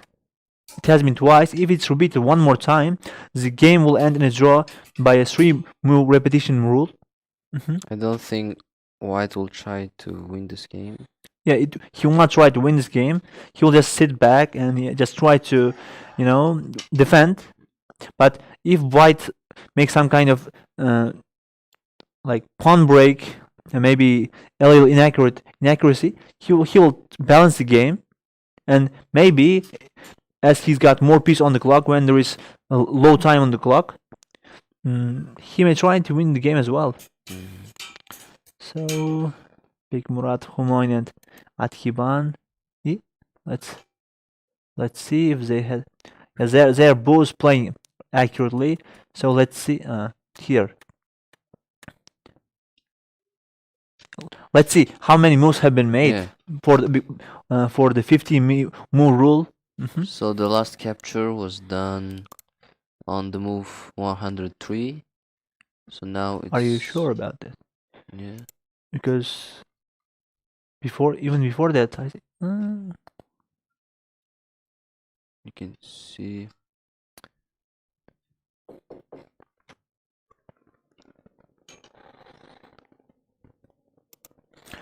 So here. Yeah, this one. 99. It's 99. Yes. And so if they reach. Whoa! It's been like 99. 36. 36 moves, and there are only 14 moves left, and when until the game will end in a draw. So if Athiban will not realize that. Yes, the game will automatically end in a draw because of that 50 move rule. Such this they are repeating again. So they also will agree to draw, it seems. Maybe you can tell the last time who is in the which ranks, maybe from Uzbek players, not Yakubayev, maybe. He was having good day yesterday. He had 3.5 points out of 5. But I think he didn't have so many chances today, right? Yeah, he played against strong opponents. That was hard. Yeah, he was the highest point. He had the highest point yesterday among Uzbek players, among Uzbek men, and it was for sure that he would face stronger opponents than them, as he has got more points. So the more points and the players gets, then the the more difficult it is to win a match, because other players are also gaining points, and in the top places only there are players like Magnus Carlsen, Vladislav Artemiev, like Vladimir Fedoseev, like Yu Yang Yi. If they got equal points, they will meet with them, and if they lose, they will go to middle ranks. So I think Mhm. the most interesting and surprising event that happened today was happened in the game of Madamin Mukhoddan Mhm. against Grandmaster, in which he had given a checkmate in 8 moves. Yeah, yeah. That was That was obviously the biggest surprise today. I think. How could a grandmaster lose his game in in the eighth move in the easiest way possible? and also today Mm-hmm. player Anna Maria Kazaryan Mm-hmm. got fined with 100 euro Because of because of dress code so for not complying with the official dress code. what does it mean? Because we heard that there is no official dress code in the tournament. No, they mitigated it, but I it- think she even got over that. Oh, so I don't even want to guess what she did. And Mhm. Okay. Hikaru Nakamura commented on that, like he commented Mm-hmm. that some animals are more equal than others. So, like, shooting to the yesterday's post of Jan Jan Nepomniachtchi Nepomniachtchi. on Twitter. Yes, you can see by going to Jan Nepomniachtchi's Twitter. Okay. So, What he said on the tweet? who? My Hikaru Nakamura. He said Yeah, animals are more yeah, equal. something like that. He just repeated what Jan Nepomniachtchi said, right? He just emphasized, right? Yeah, yeah. Okay. And um, in the last Mm-hmm. tournament,